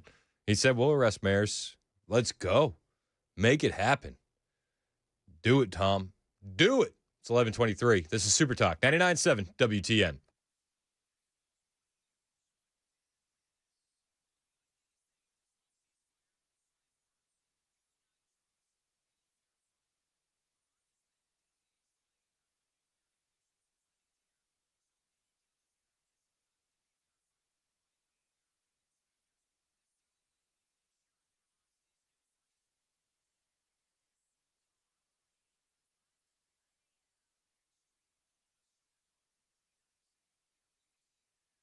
Hey, what's up? It's Chris Hand here for my friends at Busy Bee Plumbing, Heating, and Cooling, and it is back to school season, so Busy Bee's bringing the buzz with some savings and sweet giveaways. You got septic issues? Don't wait. You should have called yesterday. But if you call right now, you can get 15% off any septic work, main drain lines, or whole home repipes just in time for the new school year. How about this? You upgrade your HVAC system with Busy Bee, and you're going to be automatically entered to win our Healthy Hive giveaway. That's a $1,500 sponsorship to the local school of your choice. We always hear teachers are coming out of pocket to pay for their own school supplies for their students. Imagine if you had $1,500 to give that school. Be awesome. How about a sweeter gift than a red apple? You join the Beehive Club today, you can gift a free membership to that local teacher, coach, or faculty member in your student's life. Buy one, gift one. It's that simple. You can also breathe easier with $100 off indoor air quality products. All this and more from Busy Bee Plumbing, Heating, and Cooling. Give them a call today to get you on the schedule. 615-775-7833. That's 615-775-7833. Busy Bee Plumbing, Heating, and Cooling. Find them online, busybeehvac.com.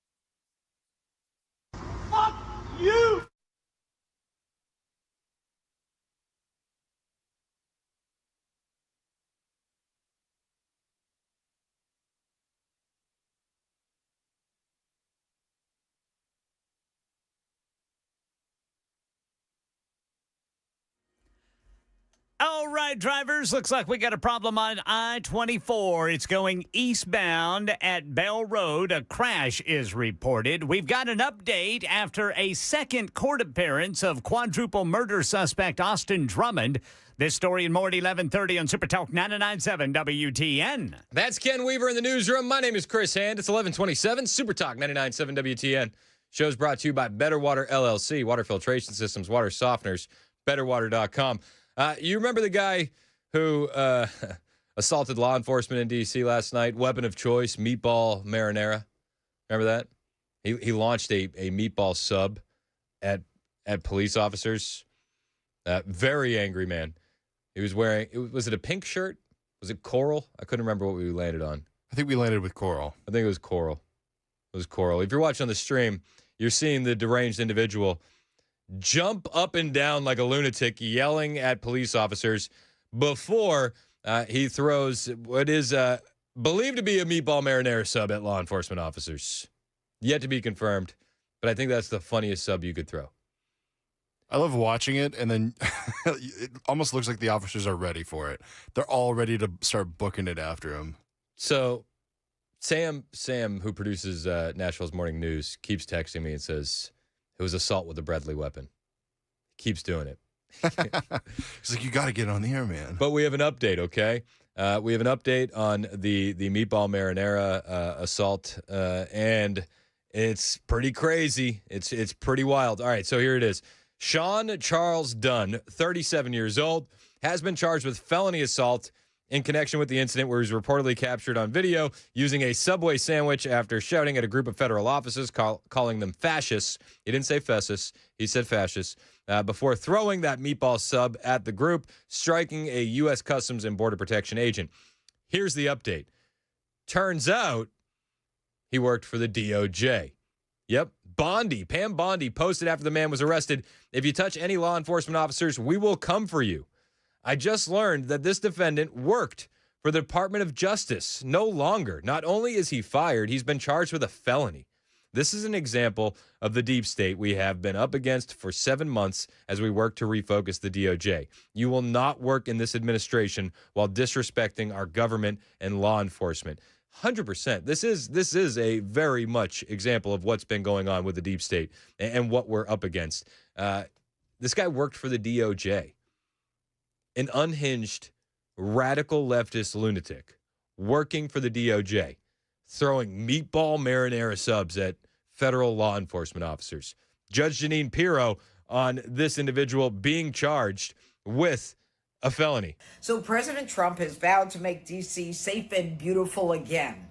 And as part of his effort to fight crime, he's bringing in our federal law enforcement partners like FBI, ATF, DEA, Park Police, everybody to help the Metropolitan PD fight crime. And the president's message to the criminals was, if you spit, we hit.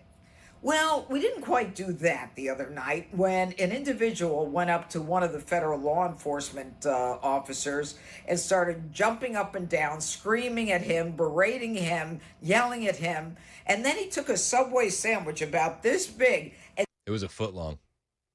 It was a foot long. And took it and threw it at the officer. He thought it was funny. Well, he doesn't think it's funny today because we charged him with a felony, assault on a police officer. And we're going to back the police to the hilt. So there, stick your Subway sandwich somewhere else.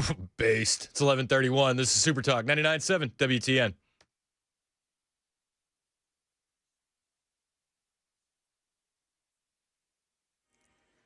I'm Ken Weaver with your top stories. Got the full forecast in 5 minutes. Quadruple murder suspect Austin Drummond update. Channel 4's Holly Thompson says a judge will not allow the accused killer to have contact with his girlfriend. He is a relative to the 4 family members that he's accused of killing in West Tennessee. Drummond just asked a Lake County judge to remove a protection order, but that was denied today during his second appearance in court. He is charged with 4 counts of first-degree murder and aggravated aggravated kidnapping. The state is seeking the death penalty against Drummond. Now, Drummond's next court appearance is set for early September. Florida Governor Ron DeSantis says another immigration detention facility will be built. DeSantis also said that federal agents are targeting even more deportations and detentions in addition to the thousands already being held or deported. We have the ability to do more than that. DHS, in their agreement with us, because they're reimbursing these expenses, they anticipate up to 5,000. So we said, you're going to probably need a different facility if you want to do that many. Yeah, this one would be called Deportation Depot in Baker County. Lots of bad bunnies roaming around parts of Colorado. Rabbits look like they're growing horns. But as ABC's Sherry Preston reports, animal experts say there's nothing to be concerned about. The question being asked about the rabbits in Colorado these days?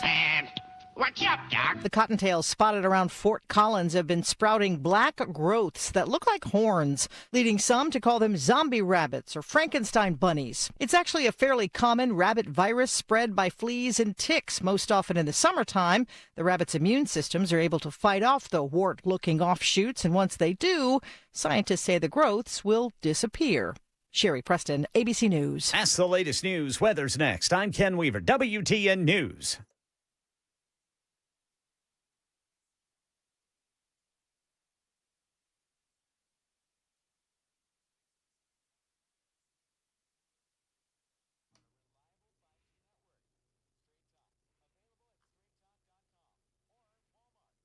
Hey, what's up? It's Chris Hand here for my friends at the Glock Store. Love the guys at the Glock Store. In fact, if you're watching us on YouTube, you'll often find Glock Store employees inside the YouTube chat. The guys are based. But if you want your Glock to shoot flatter with less recoil, then you need to check out C-Cuts at the Glock Store. Now, C-Cuts is short for compensator cuts. These are precision slots in your barrel and slide that's going to push the blast upward, cutting muzzle flip and letting you get back on target fast.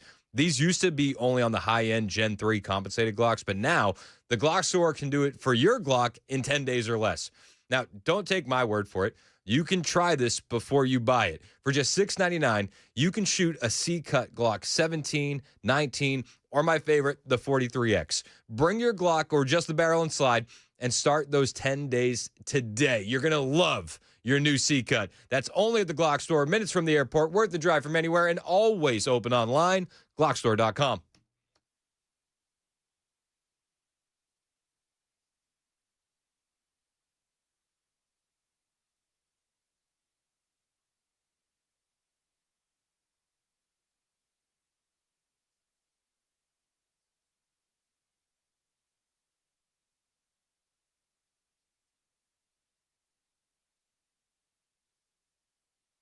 If you didn't have the gig that you have and you're not at the White House, you're not the reporter, would you raise a family in that area? Absolutely not.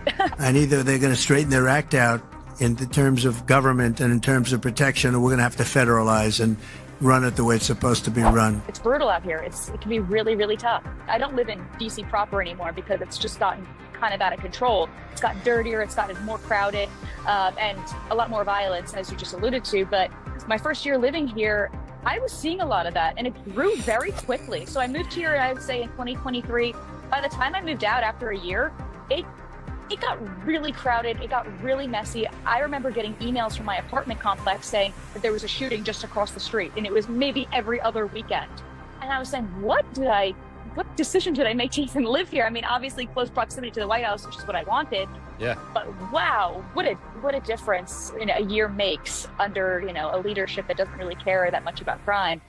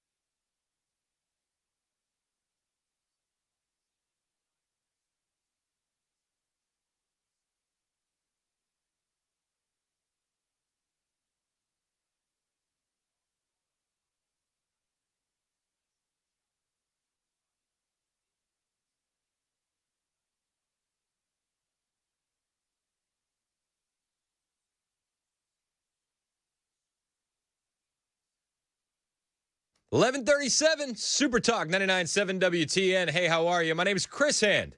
The show is brought to you by Better Water LLC, water filtration systems, water softeners, betterwater.com.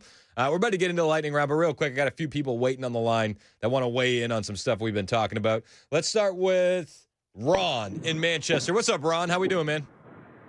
How you doing, buddy? Good. What you got? Hey, listen, I was going to start out by saying thank you to have a good, godly man on the radio. I've listened to talk radio for many, many years whenever Mr. Michael left and then Uncle Phil passed, and I thought, what in the world? Then y'all took and hired this dude called Matt Murphy. Who in the world is this? And so he wound up being a pretty good guy. I'm telling you, I'm kind of impressed with him. And I just want to tell you, Chris, thank you for what you do. You touch more people's lives than you realize you do. And just hang in there. And all these illegal people said they can't understand it. It's nothing that they're just waiting to try to get back in power. And if they can get even 1 million extra votes, that's what they're going to be shooting for. Yep. So I'm with as you. far as I just want to tell you, thank you for what you do. And just know that you've got many fans out there, and I'm a fan for life. Man, I appreciate you, Ron. Thank you so much for the kind words, brother. Send Ron a check. Let's go to Hansi. Hansi in Nashville. What's up, man? Hey, it's nice talking to you, Chris. This immigration thing, I'm 100% with President Trump, what he's doing, in our country right now, because me and my wife and my kids went through this 19 years ago. We came here with a holiday visa, and we tried to get a visa through the church, a religious visa, because we wanted to be here.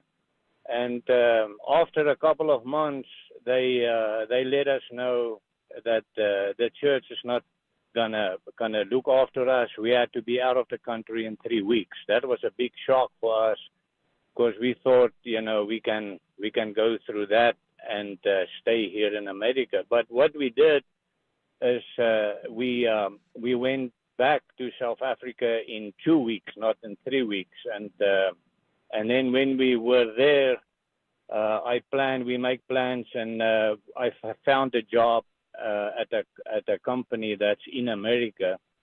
And 2 years later, with all the paperwork and everything, and $12,000 later, we got the L1 visa, and we've been back in America till now, and it will be 20 years in November. Well, good for you, man, and congratulations. I love that you did it the right way. As you see liberals try and say we can't, I had a caller earlier saying these imaginary lines are so silly. What do you think when you hear that kind of rhetoric, that we should prioritize people that snuck into this country illegally? Yeah, you think what I think I heard, the show since this morning, and the other the lady that talked about, everybody wants to bring the Christianity into, but that, and you're right about that. They take that as an excuse. The only thing is come in the country legally, and then you won't have any problems. Live then also the right way. Yep. And then you will stay, and the USA will look after you. 100%, man. Hey, I appreciate the call, Hansi, and welcome to America, man. We're happy to have you. Thank you so much. All right, brother. Thank you for listening. It's 11:41. This is Super Talk 99.7 WTN. You know what time it is, right? It's time for the lightning round. It's the lightning round with Chris Hand. Yeah, we do it every day at this time. We run through all the stories that wouldn't exactly fill a whole segment, stories that we do want to tell you about, and anything that we didn't have a chance to cover, or anything that we did cover. If you want to add your take, 615-737-9986. Hot takes only. Maybe a cold take, but I want you to come in thinking it's a hot take, at the very least. At the very least. First story in the lightning round. An MS-13 gang member is suing Donald Trump. Okay, well, you're probably asking yourself, he got sent to CCOT, didn't he? No. Okay, well, he must not like being declared a terrorist. No, not that. Well, why would an MS-13 gang member be suing Donald Trump? I'll tell you. An MS-13 gang member is serving time in prison for murder, and he's suing Donald Trump to be recognized as a woman.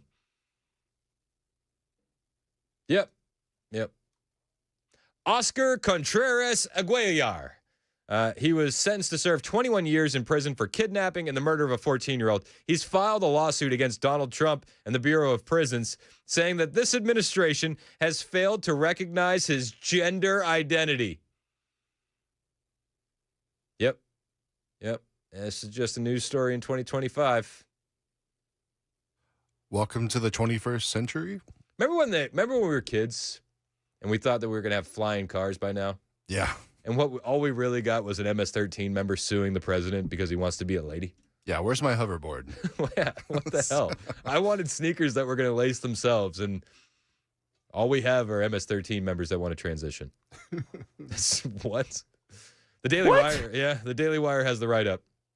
Contreras Aguilar was a known member of MS-13, a transnational criminal gang known for ruthlessness and brutality under the alias Atrevido. He was arrested in 2017 in the connection with the 2016 murders of a 17-year-old who was believed to be a member of a rival gang and a 14-year-old who Contreras and other members of the MS-13 gang believed was cooperating with law enforcement. It wasn't until 2024, after filing a number of complaints alleging attempts on his life and other issues, that Contreras began using the name Fendi G. Sky and claimed to identify as a female. He then began filing complaints stating that trans-identifying prisoners were mistreated in comparison to other prisoners. So sad. Here's the thing. This is a calculated move to be put in ladies' prison. That's all this is. 100%. And they're going to say no, and thank goodness. If this was the Biden administration, they would have been like, wow, stunning and brave. And they would have put him in a women's prison. And then they would have been like, it's so weird. All these ladies keep getting pregnant at the prison, and we have no idea what's going on. Only ladies here. Only ladies. We're getting back to sanity in this country. We're still a bit insane, though. This story highlights that. Got another story for you here in the lightning round. Mason, there it is. There it is. There it is. I'm just going to start striking whatever soundbite I'm over. It was over the Tucker, what? We would have allowed it. All right, so this one comes from across the pond in the UK. You ready for this? Ready as I can be. I don't know if we're ever ready for stories out of the UK. Yeah, their rules are blah. The UK urges the public to delete old emails to save water. I don't think, just follow me here, I don't think that correlates. Well, that's what they're saying. The British government has urged people to play their part and delete emails, old emails, only the old ones, in a bid to lower internet server water usage amid drought conditions, even as water companies nationwide lose 660 million gallons of water a day to leaks. Following a meeting of the UK's National Drought Group, the government's environmental agency has urged the public to begin mass deleting old emails and cloud photos. Get rid of your old photos and your emails. We have to save water. And if you don't do it, you're evil. I don't think email leaks are connected to water leaks. Yeah.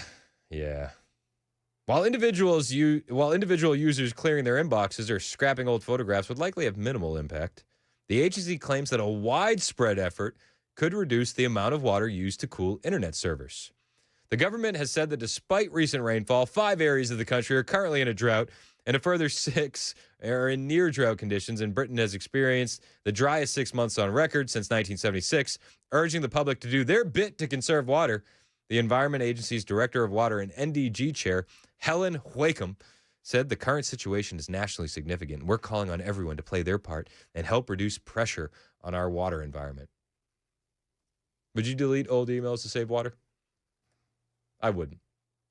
Not to save water, just for my own enjoyment. I wouldn't do it. You stock up on emails? Yeah. I might even get a backup account and forward old emails to save them there as well. Yeah, have a spam account to keep spam. Not deleting emails. Get another story for you in the lightning round. I'm just going to do it next time. This is also an email story. Ooh. Though it's an American email story, and it'll make you a bit happier. Hillary? No. She didn't do anything wrong. No, not at all. What are you talking about? They looked into that. Everything was fine. Trust the leadership. Everything's fine. She's good. It's just fine. She's good. We're good. I'm not suicidal. Not at all.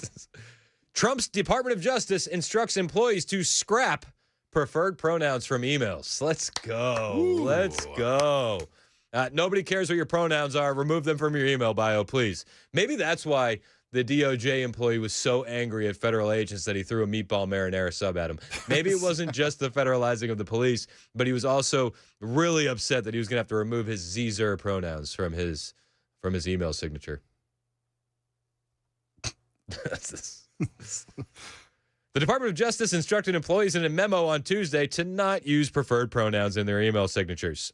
The DOJ sent the memo to the entire department, telling employees to scrap the woke dog whistle in alignment with President Trump's executive order defending women from gender ideology, extremism, and restoring biological truth to the federal government, the Washington Times reported. This is how it was written. Extraneous content, such as preferred pronouns, motivational quotes, and GIFs shall not be used in the signature block. I love that they got rid of the motivational quotes, too. I almost find that more offensive than the pronouns. At least the pronouns serve a purpose. The pronouns tell me you're crazy. And I go, good. Duly noted. The motivational quotes, they don't motivate anybody. Although a live, laugh, love in somebody's signature also tells me that they're crazy. Fair. Why doesn't the UK ask them to scrap motivational quotes and pronouns to save water? That's what I would do. Deputy Attorney General Todd Blanche reportedly told employees in the memo the official department logo may be added to the signature block at the employee's discretion directly below the last line of the block. We're not removing all fun, but gender identity, no, hard pass. Breitbart puts it this way. Gender identity is the made-up concept that an individual can identify as a different sex than the one he or she was born as based on subjective inner feeling. Preferred pronouns is an extension of that concept, whereby an individual chooses to go by pronouns that align with their chosen gender identity rather than their biological reality. In pursuit of its law and order agenda each day, the department deals with facts. To maintain the public trust, the department's communications must therefore reflect reality, the memo said. Oh, you just know there's some people in a cry room over there at the DOJ just having a tough time with this one. Signature blocks should not include extraneous and declarations, and certainly should not include content at odds with announced administration policies, the memo reportedly said. DOJ employees must adhere to the policy by August 25th. We got a pronoun countdown. I didn't know we had a pronoun countdown going on. That's so the pronoun countdown is good. 10 days tomorrow until we'll have no more Z's and Zers in the DOJ. Keep an eye out. It's the only one I know. There's a few other pronouns that are fun, right? Not that I know of off the top of my head. You don't know them? No. You knew Z and Zer, though, right? I did, yeah. Everybody knows Z and Zer. In President Trump's January order, he directed the whole federal government to recognize that there are only two sexes, male and female, and that they are not changeable and are grounded in fundamental and incontrovertible reality. So if you want to put on woman face in your email signature, you're not allowed to anymore at the DOJ. This is a sign that we're getting back to sanity in this country, and I'm a huge fan of it. We got another story for you here in the lightning round. I almost spoiled it. Did you hear me go, "Ma"? Yeah. Yeah. I almost called it the Melania round. Ooh. Leads us to our next story in the lightning round. Melania Trump putting Hunter Biden on notice, threatening to sue him for $1 billion. This is because he made false, defamatory, disparaging, and inflammatory statements about her in a podcast, saying that Epstein introduced Melania to Donald. Wait, sorry. Say how much she's suing him for again? $1 billion. Dun, dun, dun. Nice. Oh, it makes me happy. That's better than the other one. I think so, too. Play the other one real quick. It's too long. Now play the Joan version. Dun, dun, dun. Way better. It's 10 times better. Way better. 10 times better. I think that's low. 1,000 times better? It's 1 billion times better, baby. Infinitely better. It's 1 billion times better.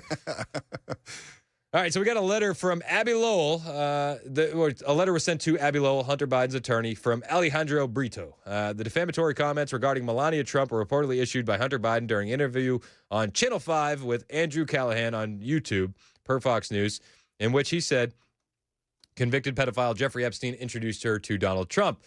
The lawyer for Melania said, immediately retract the false, defamatory, disparaging, and inflammatory statements made about Mrs. Trump. Failure to comply will leave Mrs. Trump with no choice but to pursue any legal rights and remedies available to her to recover the overwhelming financial and reputational harm that you have caused her to suffer. Brito noted that Biden's alleged false, disparaging, defamatory, and inflammatory statements were reposted by several media outlets, causing severe harm to Melania Trump's reputation. These false, disparaging, defamatory, and inflammatory statements are extremely salacious and have been widely disseminated throughout various digital mediums. Indeed, the video has since been republished by various media outlets, journalists, and political commentators with millions of social media followers that have disseminated the false and defamatory statements therein to tens of millions of people worldwide. Consequently, you have caused Mrs. Trump to suffer overwhelming financial and reputational harm. Brito noted that the source for Hunter Biden's allegations stem from serial fabulist Michael Wolff, whose lies were published by the Daily Beast in the article titled Melania Trump, Very Involved in the Epstein Scandal. Following receipt of our cease and desist demand letter just a week ago, the Daily Beast apologized. They were like on their hands and knees groveling, retracted false and defamatory statements, and contained in the article by deleting it in its entirety. Brito wrote, despite this, you have unjustifiably relied upon Mr. Wolff's false, defamatory, disparaging, and inflammatory statements about Mrs. Trump and maliciously elected to republish them. The timing of this video is evident and underscores the actual malice behind the decision to publish it, given the plain falsity of the statements. Given your vast history of trading on the names of others, including your surname, for your personal benefit, it's obvious that you publish these false and defamatory statements about Mrs. Trump to draw attention to yourself. So you got until you got a few days to reply. And then if not, lawsuits coming. Lawsuits coming. Play stupid games, win stupid prizes. That does it for the show today. We'll check in with Chad Benson, see what's coming up on the Chad Benson Experience on the way. It's 11:55. This is Super Talk 99.7 WTN.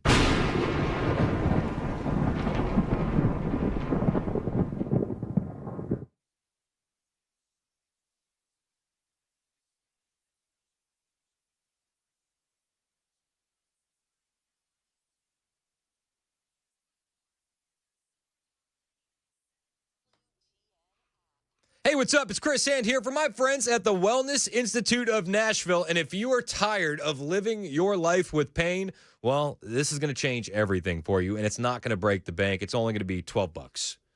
Yep, you heard me right. $12. Calling it the Big Daddy Trump special. I like to summarize it. It's the BDT. And $12 is going to get you a full exam, x-rays if needed, a well-explained diagnosis, and your first treatment for just $12. Dr. Mitchell and Dr. Ashley are not going to give up on fixing your pain for good. Patients come in all the time, and they're like, why didn't I come here first? Don't let that be what you tell them. Go there first. Whether it's back pain, neck pain, sciatica, numbness, bulging disc, they'll treat it all. And they'll treat it with non-surgical spinal decompression, robot lasers, and even anti-gravity machines. What you won't find, surgery, injections, painkillers.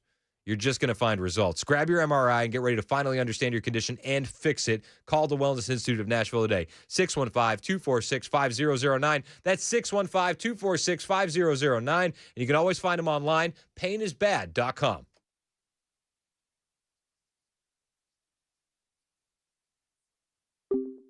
Now, before you ask, I definitely voted for this. Okay. They don't take Reese's or food stamps no more, no candy. So they went live when they said they're going to take out all the snacks. They're taking away all the snacks on EBT.